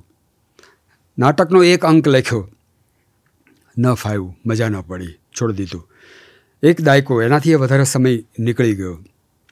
મહુવામાં મોરારી બાપુ અસ્મિતા પર્વનું આયોજન કરે અને હનુમાન જયંતીને દિવસે બધા એવોર્ડ્સ અર્પણ થાય એનો એક કાર્યક્રમ હોય. અને એ દિવસે હનુમાન જયંતીને દિવસે સુંદરકાંડનો પાઠ થાય અને સેંકડો માણસો બેઠા બેઠા સુંદરકાંડ આખો બોલે, ચોપાઈમાં, દોહરામાં. અને હું પણ એમાં સામેલ થાઉં. મને આખો યાદ ન હોય પણ હું વાંચતો જાઉં અને સાથે સાથે ગાતો જાઉં. અને એમાં એનો કોઈક એવો ધક્કો વાગ્યો કે એમાંથી સૈરંધ્રની પહેલી પંક્તિઓ નીકળી આવી ચોપાઈમાં. અને મને થયું કે બસ હવે આ જવા નથી દેવું. મેં બરાબર ગલ નાખ્યો અને એ આખી વસ્તુને પકડી. મને યાદ આવી જયશંકર પ્રસાદની કૃતિ કામાયની. એનો પ્રારંભ એવી રીતે થાય છે તે યાદ નથી આવતી. એક પર્વતના શિખર પર બેઠા બેઠા એ જોઈ રહ્યો છે આખો પ્રલય, એવો એક માણસ. તો મને એમાંથી એમ આવ્યું કે સૈરંધ્રી આમ ઊભી જોઈ રહી છે કે આ બધું શું ચાલે છે. તો મેં લખ્યું, વિવશ સાંજ નભ નિરાલંબ નિસ્પંદ સમીર નિગૂઢ એક યૌવના નતમુખ ઊભી વ્યગ્રચિત્ત સમ્મૂઢ. પૂરી ચોપાઈ ન થઈ, 5 માત્રાઓ અધૂરી રહી, પણ એ એક ખંડ મેં લખ્યો કે તરત ચોપાઈમાં જાણે મેં છલાંગ મારી અને બાકીનું આખું કાવ્ય ચોપાઈમાં આવ્યું. તો મને કામાયનીએ એક તરફથી ધક્કો માર્યો, બીજી બાજુથી આ તુલસીદાસની ચોપાઈઓએ ધક્કો માર્યો, અને અંદરનો નિંભાળો તો પાકતો જ હતો. અને એમાંથી એકાએક આ આખી વસ્તુ બહાર આવી. પછી મને થયું કે હવે આ પકડાઈ ગયું છે ને છોડવું નથી. દરમિયાન ઓસ્ટ્રેલિયા જવાનું બન્યું, દીકરો ત્યાં છે. તો એને ત્યાં એટલી બધી મોકળાશ મળી કે આ આખી વસ્તુ ધડધડાટ પ્રપાતની જેમ ચાલી. 3 સર્ગ લખાયા, પાછો ભારત આવ્યો. મને થયું કે હવે તો લખાઈ જશે, પણ ન લખાયું. 6 મહિના સુધી ન લખાયું. વળી પાછું ઓસ્ટ્રેલિયા જવાનું બન્યું અને વળી પાછો તંતુ સંધાયો અને 7 સર્ગનું આ કાવ્ય એવી રીતે સર્જાઈ ગયું. તો કાવ્ય પણ પોતાની જગ્યા ખબર નહીં. હવે ઓસ્ટ્રેલિયા વાળા તો બધા એવું કહે છે કે સૈરંધ્રીનો પાસપોર્ટ ઓસ્ટ્રેલિયાનો છે, પણ એ લખાઈ ત્યાં. જો ભૂલ ન કરતો એ વખતે કોવિડનો સમય હતો. એ વખતે તો મેં એનો હિન્દી અનુવાદ કર્યો, સમશ્લોકી અનુવાદ કર્યો. હવે તો એ પ્રકાશિત પણ થયો છે, સાહિત્ય અકાદમીએ પ્રકાશિત કર્યો. સાહિત્ય અકાદમીનો એવોર્ડ એને મળ્યો 2023માં. પછી સાહિત્ય અકાદમીએ પોતે એનું ટ્રાન્સલેશન કર્યું, પ્રગટ કર્યું. તેલુગુમાં પણ એનો અનુવાદ હવે સાહિત્ય અકાદમી પ્રગટ કરે છે. ઓડિયામાં પણ થઈ ગયો એનો. રેણુકા શ્રીરામ સોનીએ એનો તેલુગુમાં અનુવાદ કર્યો છે. બીજી ઘણી બધી ભાષાઓમાં, મૈથિલીમાં, સંસ્કૃતમાં, અંગ્રેજીમાં, એ બધામાં થઈ રહ્યો છે. સૈરંધ્રી કોણ છે? શું છે? તમને શું પ્રાપ્ત થયું સૈરંદ્રી લખીને? તમે કઈ વિભાવના તરફ, કયા ભાવ તરફ ગતિ કરી? શું વ્યુત્પત્તિ જેને કહેવાય, શું તમે નિષ્પન્ન કરી? કોઈ આપણને ઓળખી શકતું નથી, આ પહેલી વાત. સૈરંદ્રીનો જે અજ્ઞાતવાસ છે એ તો 1 વર્ષનો હતો. આપણો અજ્ઞાતવાસ મૃત્યુ પર્યંત છે. કોઈ તમે જે છો એ રીતે ઓળખી શકતું નથી. બધા અર્થઘટનો કરે છે, બધા સંબંધો છે, બધા વ્યવહારો છે, બધા લેખાજોખા છે. તમે મેનેજ કરીને જીવી રહ્યા છો તમારું જીવન. એક પિંજર ઊભું કર્યું છે જે તમને એક સલામતી આપે છે. પિંજરમાં તમારી પાંખો ખુલ્લી છે. તમે એમ માનો છો કે પાંખો ખુલ્લી છે, પણ પિંજરથી તમે બંધાયેલા છો. તમે પિંજરમાં રહ્યા આકાશ જોઈ શકો છો, પણ પાંખો હોવા છતાં આકાશમાં ઉડી શકતા નથી. એક તરફ તમારા પર આવો સકંજો છે અને બીજી બાજુ માનો કે તમે એ પિંજરમાંથી બહાર નીકળી જાઓ છો, કોઈ પાંખો ખોલી દે છે. ના, એવું નથી બનતું. પિંજરમાંથી બહાર નીકળો છો ત્યારે પાંખો બાંધી દે છે. તમને એવો ભ્રમ થાય છે કે તમે પિંજરમાં નથી, પણ પાંખો બંધાયેલી છે. એનું શું? આ આપણો જીવન વ્યવહાર છે. મૃત્યુ પર્યંત આપણી આ મોટામાં મોટી વિભીષિકા છે. મેં એક કાવ્ય પણ લખ્યું છે આનું, ખુલ્લી પાંખે પિંજરમાં શીર્ષકથી જે કાવ્ય સંગ્રહ છે એ જ પંક્તિ છે એની.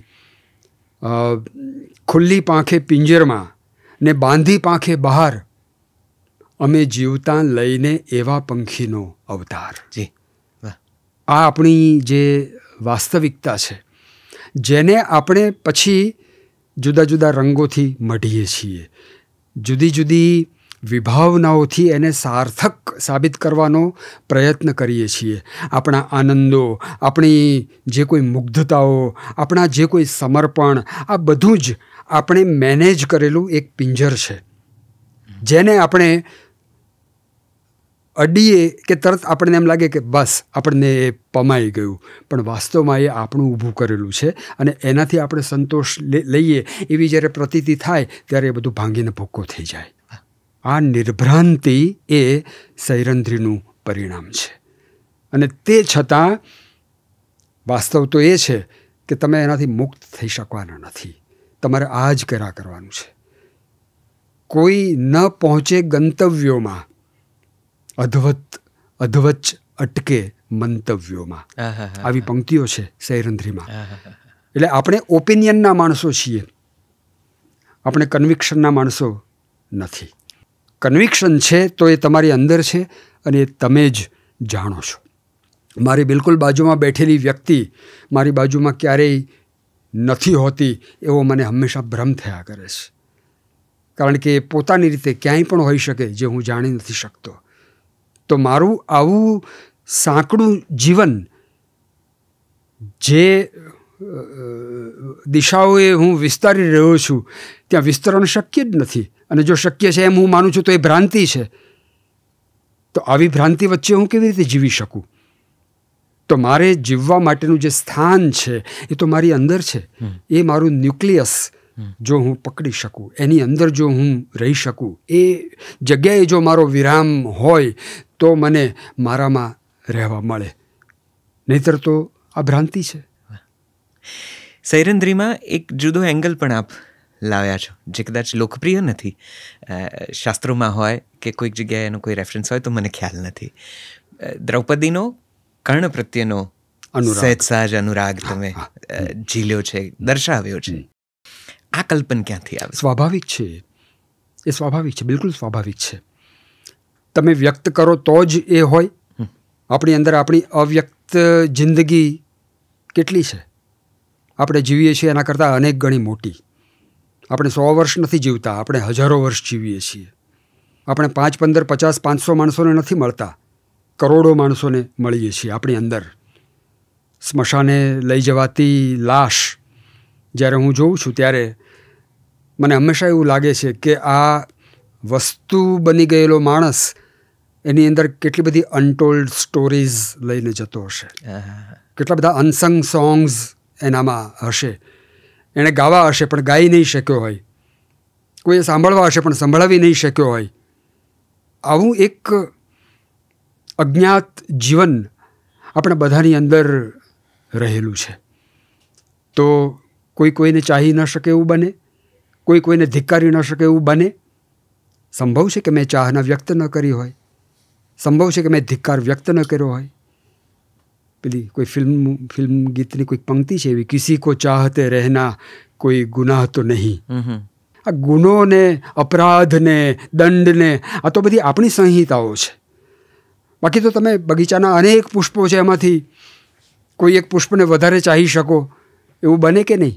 પણ તમારા ભાગ્યમાં એ નથી તો બીજા પુષ્પોને તમે ઘરે લઈ આવો છો. તો આ આખી આપણી વાસ્તવિકતા છે. વચ્ચે તમે જરાક વધારે ગમી ગયા એવું છે ને આપણા એક શાયરનું. હા, સૌને પ્રેમ કરવાને લીધો તો મેં જન્મ, વચ્ચે તમે જરાક વધારે ગમી ગયા. તો પહેલી વાત તો એ છે કે દ્રૌપદી કર્ણને ચાહી ન શકે? એનો જવાબ નામાં ન હોઈ શકે. ચાહી શકે, હા, એને એ સ્વીકારી ન શકે એ વાત જુદી છે, પણ એને ચાહી ન શકે એવું તો કોઈ ન કહી શકે.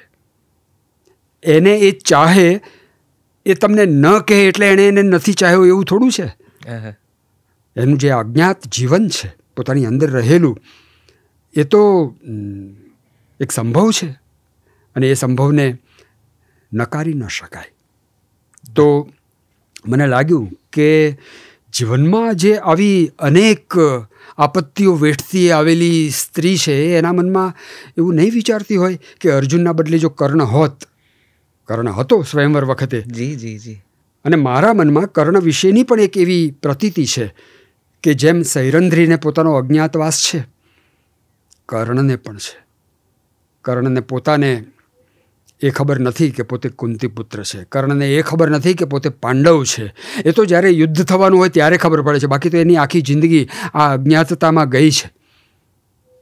તો એ સૈરંધ્રી કરતાં પણ વધારે કરુણ એવું પાત્ર છે.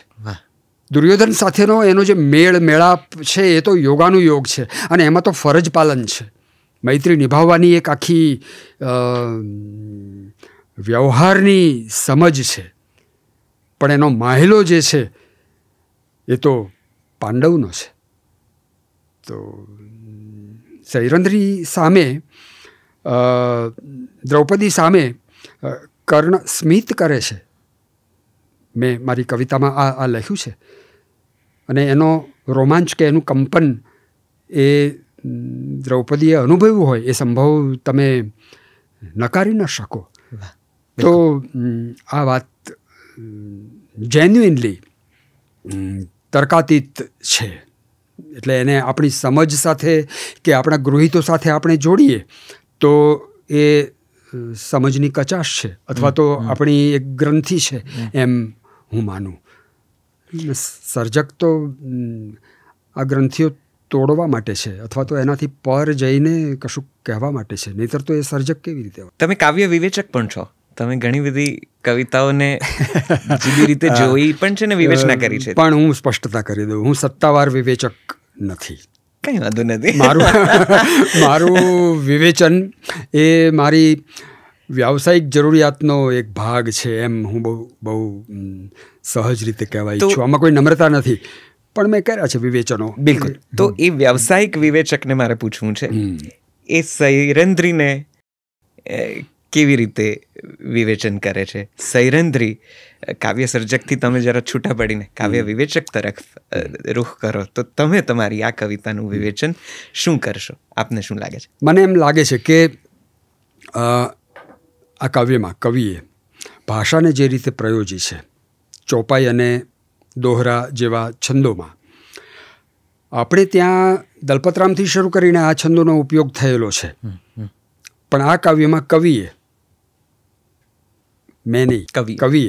જે છંદો પ્રયોજ્યા છે એ આપણી ગુજરાતીમાં જરા નવી ભાત પાડે એ રીતે પ્રયોજ્યા છે.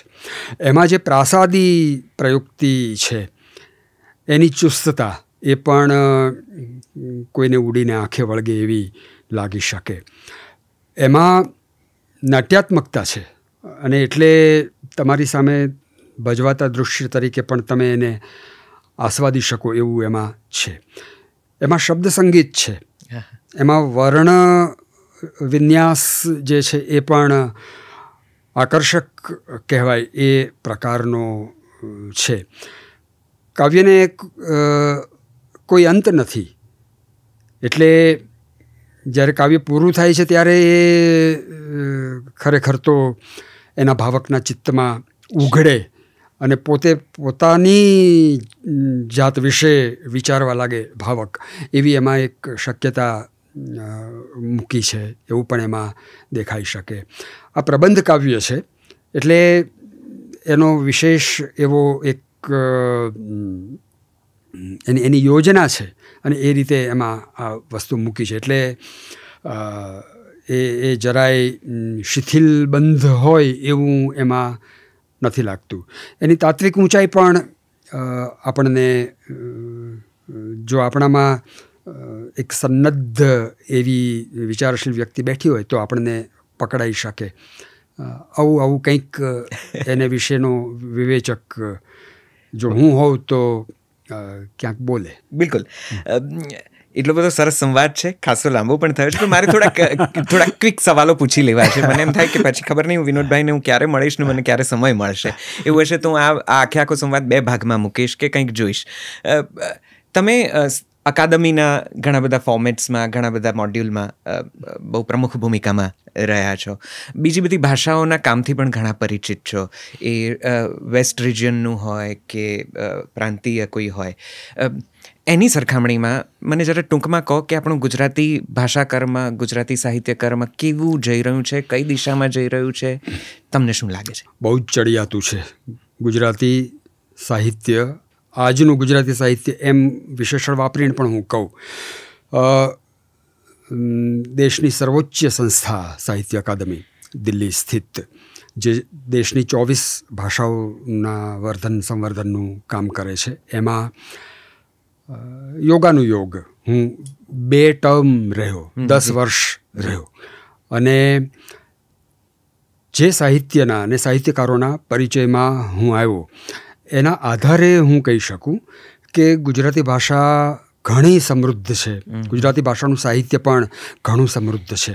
હું તો ત્યાં સુધી વિધાન કરવા ચાહું કે કેટલીક બાબતોમાં તો ગુજરાતી કવિતાને ઓળંગી જાય એવું બીજી ભારતીય ભાષાઓમાં આપણને જોવા ન મળે એવું છે. હું તો ઉર્દુનો દાખલો આપીને કહું. આપણે ગઝલોની હમણાં વાત કરીને, ગુજરાતીમાં ગઝલોની જે ઊંચાઈ છે એવી ઊંચાઈ અત્યારે ઉર્દુમાં લખાતી ગઝલોની પણ નથી. આ સ્ટેટમેન્ટ કરવા ચાહીશ હું, અને આઈ એમ આન્સરેબલ.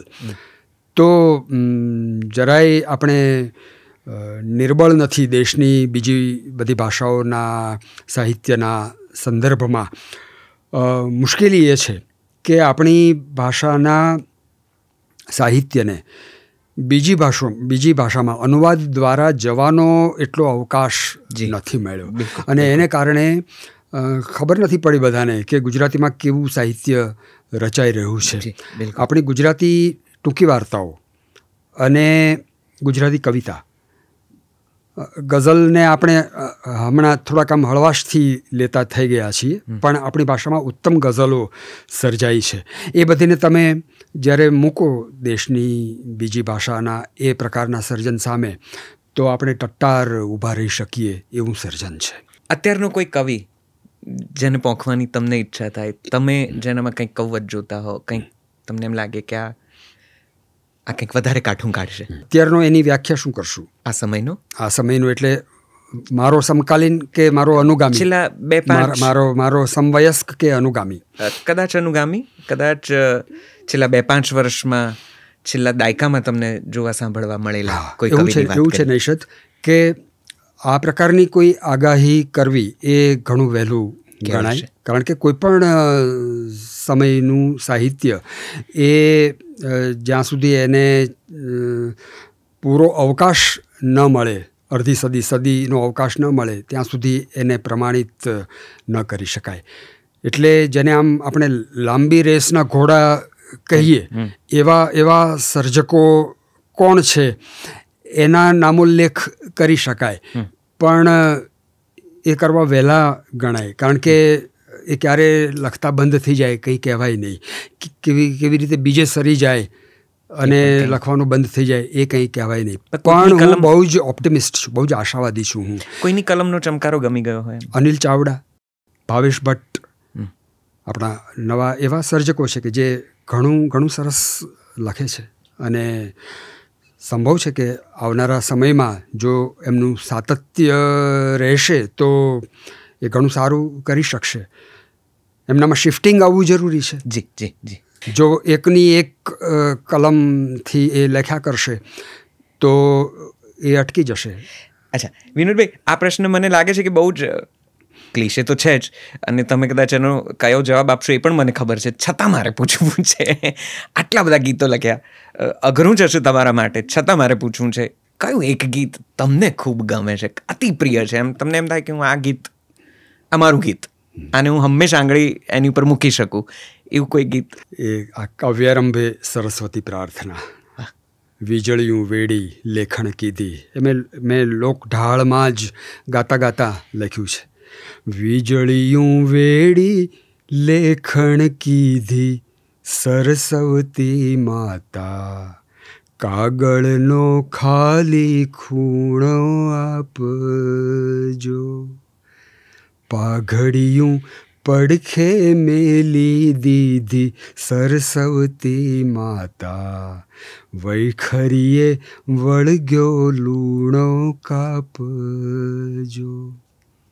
આ મને બહુ જ ગમતું, મારી અંદર તીવ્રતાથી અનુભવાયેલું અને સચવાયેલું એવું ગીત છે. વિનોદભાઈ, તમે એ ગાળાને આમ નજર જોયો છે જ્યારે હું માશંકર જોશી, સુરેશ જોશી, મનોજ ખંડેરિયા, રમેશ પારેખ, અનિલ જોશી, આ બધાનો તમે સહવાસ ભરપૂર માણ્યો છે, તમારા સંબંધો એટલા બધા મિત્રતાપૂર્ણ રહ્યા છે, એ સમયને આજે મિસ કરો છો? એ સાહિત્યનું એ જે એક દોર હતો, એ જે આખું વર્તુળ હતું, એ આ સમયમાં તમને ક્યાંય મિસ થાય છે? તમે કઈ રીતે જુઓ છો? બદલાયું છે, મિસ તો શું થાય, પણ બદલાયું છે, એને એવી રીતે સ્વીકારવાનું પણ જરૂરી છે. એ વખતે જે માધ્યમો હતા, એ વખતે જે પ્રકારની સાહિત્યિક પ્રવૃત્તિઓ હતી, એમાં અત્યારે પરિવર્તન આવ્યું છે, તો એને એવી રીતે આપણે સ્વીકારીએ. અત્યારે નબળું પડ્યું છે એવું નથી, ક્ષીણ થયું છે એવું નથી, પણ એનું સ્વરૂપ બદલાયું છે. એ વખતે થોડી સહ્યતા વધારે હતી, અત્યારે થોડીક સહિષ્ણુતા ઘટી છે એવું પણ લાગે. એ વખતે થોડી સર્જકતા પ્રત્યે ક્રૂરતા વધારે હતી, અત્યારે થોડો અનુરાગ વધ્યો છે આવું પણ લાગે. અત્યારે કવિતા તરત ને તરત પ્રગટાવી દેવાના અભરખા દેખાઈ રહ્યા છે. એ વખતે એની પરીક્ષા કરવી, એને સેવવું, એ પ્રકારની ધૃતિ હતી એવું થોડુંક લાગે છે. આવો થોડોક તફાવત નજરે જરૂર ચડે, એટલે એ સમયે એ રીતે મિસ થાય, પણ અત્યારનું જે છે એને આપણે સ્વીકારીને પણ ચાલીએ. આટલા સમયગાળામાં આ પ્રશ્ન જરા આપ કહેશો તો મને ગમશે, કયા કવિને અંડરરેટેડ તમે ગણો છો, કે જેની આપણે કરવી જોઈએ એટલો મહિમાગાન ના કર્યો? મહિમાગાનથી તો કંઈ ખરેખર કવિની મહત્તા વધી નથી જતી, કારણ કે મહિમાગાન છે તો એપ્લાઇડ જ છે. ખરેખર તો કવિનો શબ્દ એની રીતે જગ્યા કરે અને પોંખાય ત્યારે એનો મહિમા ઉચિત રીતે થયો ગણાય. એવું બને કે ઘણીવાર એવા સંયોગો ન હોય કે કવિતા બહાર આવી શકે. બોટાદકરનો દાખલો તમે લ્યો. બોટાદકર તો એટલા બધા સંયમી અને એટલા બધા શરમાળ કવિ હતા કે એમની કવિતાને તો ક્યારેય કોઈ પોંખશે એવું માની જ ન શકાય. પણ રાસતરંગીણી એમનો સંગ્રહ જ્યારે પ્રગટ થયો એ વખતે લોકોને ખબર પડી કે ઓહો, આ તો કંઈક અદ્ભુત વસ્તુ છે. તો કાળ રાહ જોતો હોય છે, ઘણીવાર એવું બને. કવિએ લખતી વખતે એવું વિચારવાનું હોય કે જેના માટે આ લખાઈ રહ્યું છે, એ નામ કેચી દેહ ન પ્રથયંતી અવજ્ઞા, જેઓ મારી અવજ્ઞા કરે છે એના માટે હું નથી લખતો. જાનંતી એ કિમપી તાન પ્રતિ નૈષ યત્ન, જેઓ જાણે છે એના માટે હું નથી લખતો. ઉત્પત્સ્યતેસ્તિ મમ કોપી સમાન ધર્મ, ક્યારેક કોઈક સમાન ધર્મ જાગશે. કાલો હ્યયમ નિરવધિર વિપુલાશ્ચ પૃથ્વી, કાળ અનંત છે ને પૃથ્વી વિશાળ છે. સાચો શબ્દ કદીક ને કદીક એની મહત્તા પ્રગટાવતો હોય છે. પન્નાલાલ પટેલને જ્ઞાનપીઠ એવોર્ડ જ્યારે મળ્યો ત્યારે કૃતિ ઉપર જ્ઞાનપીઠ અપાતો, માનવીની ભવાઈ પર અપાયો. તો પન્નાલાલ એક સભામાં એવું બોલ્યા હતા કે મેં આ લખ્યું ત્યારે મને એમ હતું કે આ ક્યારેક બોલશે, તો 40 વર્ષે બોલ્યું. આવું પન્નાલાલ ઈડરની એક સભામાં બોલ્યા હતા. ક્યાં વાત. તો કવિને પોતાને પ્રતીતિ હોય એની કે પોતે જે લખ્યું છે બરાબર છે કે નહીં, ટકોરાબંધ છે કે નહીં. કવિ પોતે જ એનો સાચો પરીક્ષક છે અને જે એવી રીતે લખાયેલું છે એ ક્યારેક ને ક્યારેક એના ઉપરનું પડ, એના ઉપરનો ક્ષાર, એના ઉપરનું જે આવરણ છે એ હટાવી દે. એની મેળે એની આભા એ આ તો પેલું ધૂળમાં દટાયેલું રતન હોય છે. સર્જકતા એ તો એવી વસ્તુ છે, ધૂળ ઉડી જાય તો દેખાય, ન ઉડે તો દાયકાઓ સુધી ખબર ન પડે કોઈને કે આવું છે. વાહ. છેલ્લા 2 સવાલો આજના કવિઓને, કે આજે કવિ કર્મ ને જીવન નિર્વાહ બનાવતા કોઈ કવિઓને કે કોઈ રચયિતાને શું સલાહ આપશો, શું સૂચન કરશો, શું કહેવા માંગશો? 2 પ્રકારના સર્જકો છે. સીધી રીતે આમ વચ્ચે લીટી પાડીને આમ 2 ભાગ કરી નાખીએ તો નિર્વાહ માટે લખનારા અથવા તો વાહવાહી મેળવવા માટે લખનારા કે એને આધારે જીવનારા એવા કવિઓ, અને બીજી બાજુ નિતાંત પ્રેમથી ભાષાની સાથે મારી જેમ ભાષા ક્રીડાનો આનંદ લેનારા એવા કવિઓ. મેં ક્યારેય કવિતાને વ્યવસાયનું માધ્યમ બનશે એમ માનીને મારી સમીપ નથી આવવા દીધી. પણ હું જોઉં છું કે એનો હવે આવી રીતે આપણે ઉપયોગ કરી શકીએ એવા સમયમાં જીવીએ છીએ. તો એ પણ એક ભલે નવો તો નવો પણ આવિષ્કાર તો છે જ. તો મૂલ્ય જો આમ ન થઈ શકતું હોય તો આમ પણ થાય તો છે, એવી રીતે આપણે એને ઘટાવી શકીએ. પણ હું એમ વિચારું કે મારી કવિતાનો કોઈ વ્યાવસાયિક ઉપયોગ કરે તો એનું મૂલ્ય મને મળવું જોઈએ. મારી કવિતાનો જો કોઈ આસ્વાદ કરીને એણે પોતાને રાજી રાખવાનું કર્યું હોય તો બરાબર છે, તો મેં એને આપી એમ. એટલે હું તો આમ આવો મત ધરાવું, નિર્ભ્રાંત થઈ ગયેલો સર્જક છું કે ભાષા તમે આપી છે મને, હું તો કંઈ લઈને જન્મ્યો નથી. તમારી ભાષાને મેં થોડીક કાનસ ફેરવીને ઉજળી બનાવીને તમને પાછી આપી છે. તો એમાં કંઈ મારો કોઈ હક અધિકાર બની જતો હોય ને હું પછી આમ એના વિશે કંઈ બહુ કોઠા કબાડા કરી નાખું, એવું બધું મને ક્યારેય સૂઝતું નથી. એવું કરવાનું મને ક્યારેય મન પણ થતું નથી. ગમે છે તો ગમે છે, લે તારી એમ. હું તો બહુ નિર્મમ છું આવી બાબતે. પણ વ્યાવસાયિક ઉપયોગ જ્યાં થતો હોય ત્યાં હું એવું ઈચ્છું કે એટલીસ્ટ મહત્તા કરવી જોઈએ, જી, કદર કરવી જોઈએ. જી. નવા કવિઓને કોઈ સૂચન? લખતા રહો, બસ ભાષાને નવી રીતે પળોટો.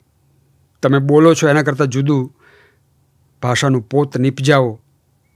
લય મળ્યો છે, જીવનનો લય. આખી સૃષ્ટિ લયાત્મક છે, ક્યાંય કશું સીધું છે જ નહીં. કાર્ડિયોગ્રામમાં લીટી સીધી થાય તો મરી જવાય છે.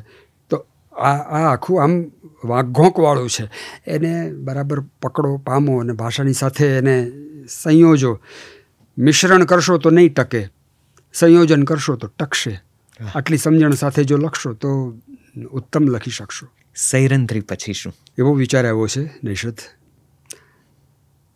આમ તો મોરારી બાપુ સિવાય કોઈને ખાસ કહ્યો નથી, પણ આ જાહેર માધ્યમ છે ને કહેવામાં વાંધો નથી. હું કહીશ તો બધા મને પૂછશે એટલે મારા ઉપર જોર આવશે, એટલે હું જરા એ વહેલું કરી શકીશ. એ લાભ પણ આમાં મને મળે એમ છે. મેં હમણાં કેટલાક વખતથી મારા મનમાં એવો વિચાર આવ્યો છે કે સાહિત્ય, દુનિયાભરનું સાહિત્ય મનુષ્ય કેન્દ્રી છે. મનુષ્યના સુખ દુઃખથી માંડીને, એના વ્યવહાર જીવનથી માંડીને, એના પ્રેમ કરુણા કે વગેરે એ બધા જે ભાવો છે એનાથી માંડીને બીજી કોઈ વાત સાહિત્યમાં છે નહીં. અને બીજું જે કંઈ આવે છે એ બધું મનુષ્ય એની સાથે કેવી રીતે જોડાતો આવે છે એ રીતે જ આવે છે. બરાબર છે. એટલે સાહિત્ય તો મનુષ્ય કેન્દ્રી જ છે. પણ બીજી જે કળાઓ છે, જે ભાવ સાપેક્ષ કળાઓ છે, જેમાં તમે આખા સૃષ્ટિના બધા જ પરિમાણોને મેચ કરી શકો છો. જેમ કે નૃત્ય છે, જેમ કે આલાપ છે, કોઈ ગાયક આલાપથી સૃષ્ટિ સાથેનું પોતાનું અનુસંધાન રચે છે, તો માણસ નથી ત્યાં, તો સાહિત્ય માણસ પૂરતું જ મર્યાદિત રહે. આ કળા એવી કેવી કે જેમાં બીજું કંઈ આવે જ નહીં.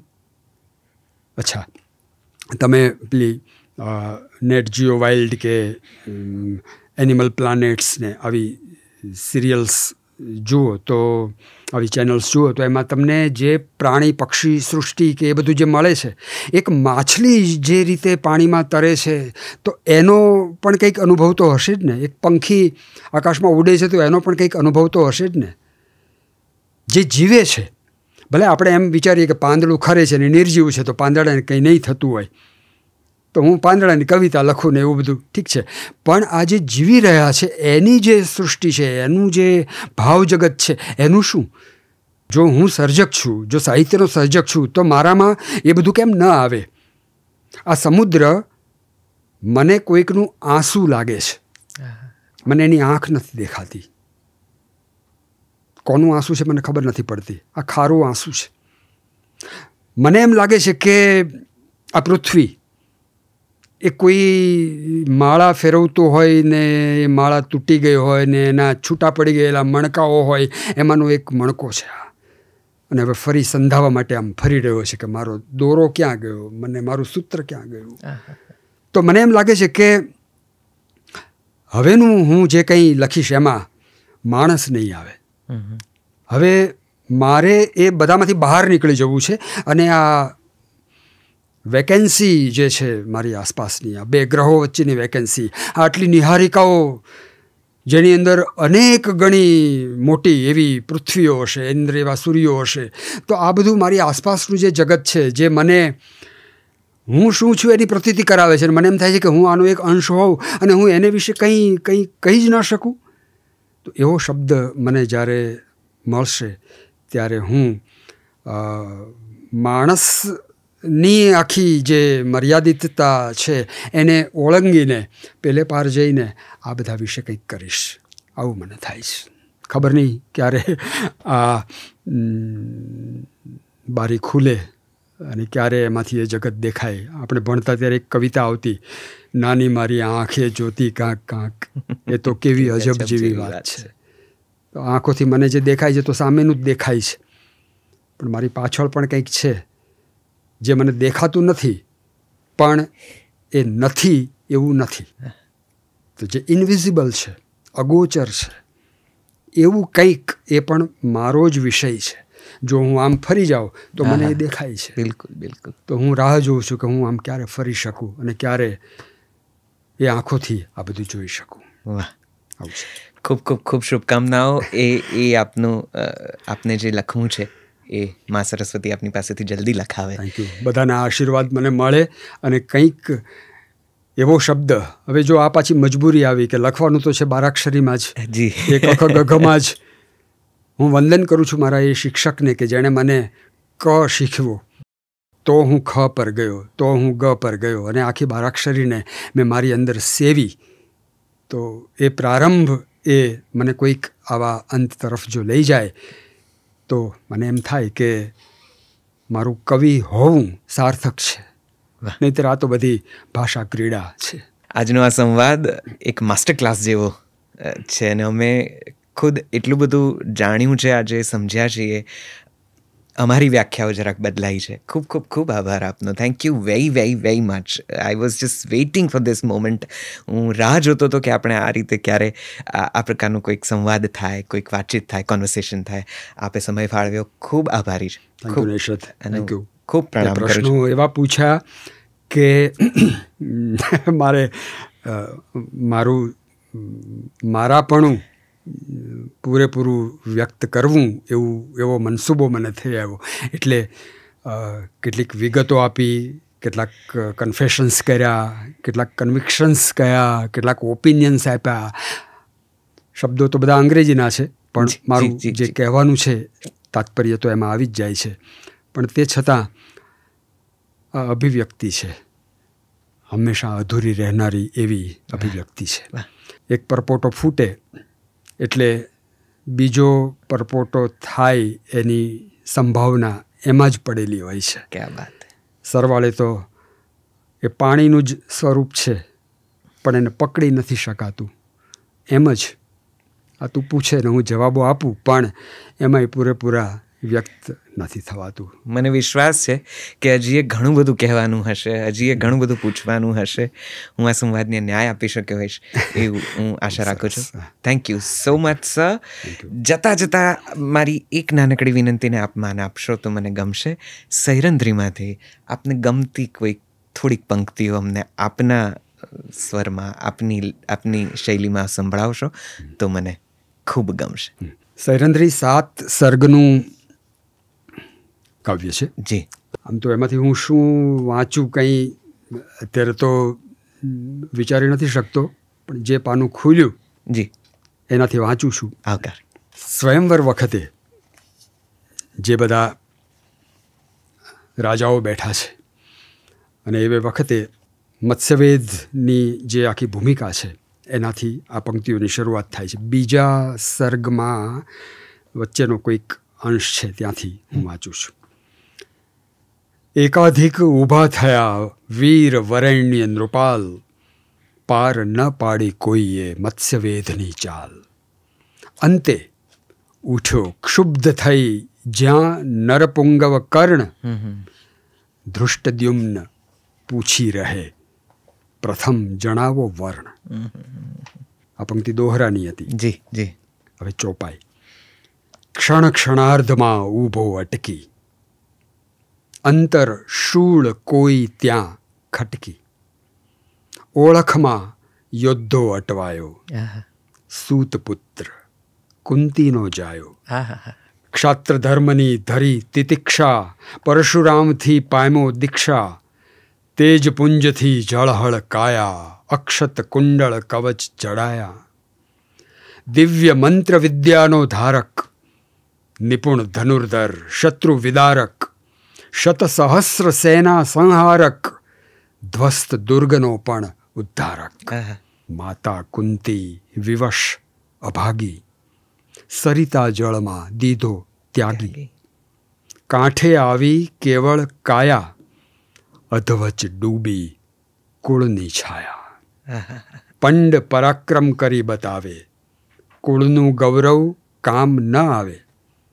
માત્ર જાતને લીધું પૂછી, પડછાયાને નાખ્યો લૂછી. પાલ્યપુત્રના પ્રગટ્યા ઓજસ, ઉત્તર રૂપે વધ્યો અનવરસ. વંશજ અધિરથને રાધાનો, કરું ધ્વંસ સઘળી બાધાનો. ભાલ વિરાટ પરાક્રમ છાજે, સૂતપુત્રનો મુકુટ વિરાજે. સોહે વીર પુરુષ ધીરત્વે, પરિચય પ્રગટ થાય વીરત્વે. વાહ વાહ. Thank you so much sir. Thank you very much. કર્ણની ઉક્તિ છે. બિલકુલ બિલકુલ. ખૂબ ખૂબ આભાર આપનો. Thank you very much sir. Jalso પોડકાસ્ટના આ પ્રલંબ સંવાદમાં, આ એપિસોડમાં હું આશા રાખું છું તમને મજા આવી હશે. વિનોદભાઈની પાસે બેસીએ તો મને લાગે છે 2-4 કલાક તો સહેજ જાય. એટલે આમાં જો 1.5-2 કલાકથી વધારે સમય થયો હોય તો એ ઘણું સહજ છે, ઘણું વાજબી છે. એટલે મને વિશ્વાસ છે કે તમે છેક સુધી પહોંચ્યા હશો. આ સંવાદ ટુકડે ટુકડે જોશો ને તો પણ જીવનની અનુભૂતિ જરાક થોડી વધારે પામી શકશો. ભાષા, વાણી અને કદાચ પરમ સુધી કદાચ તમને જઈ શકાય એવી કોઈક ગતિમતી અહીંયાથી પ્રાપ્ત થાય એવી હું આશા રાખું છું. આજના એપિસોડમાં, આ પોડકાસ્ટમાં અત્યારે અહીંયા વિરામ લઈએ. નવા એપિસોડમાં આપણે ફરીથી મળીશું જ કોઈક સરસ મજાના નવા વ્યક્તિત્વ સાથે. ત્યાં સુધી તમે એક કામ ચોક્કસથી કરજો.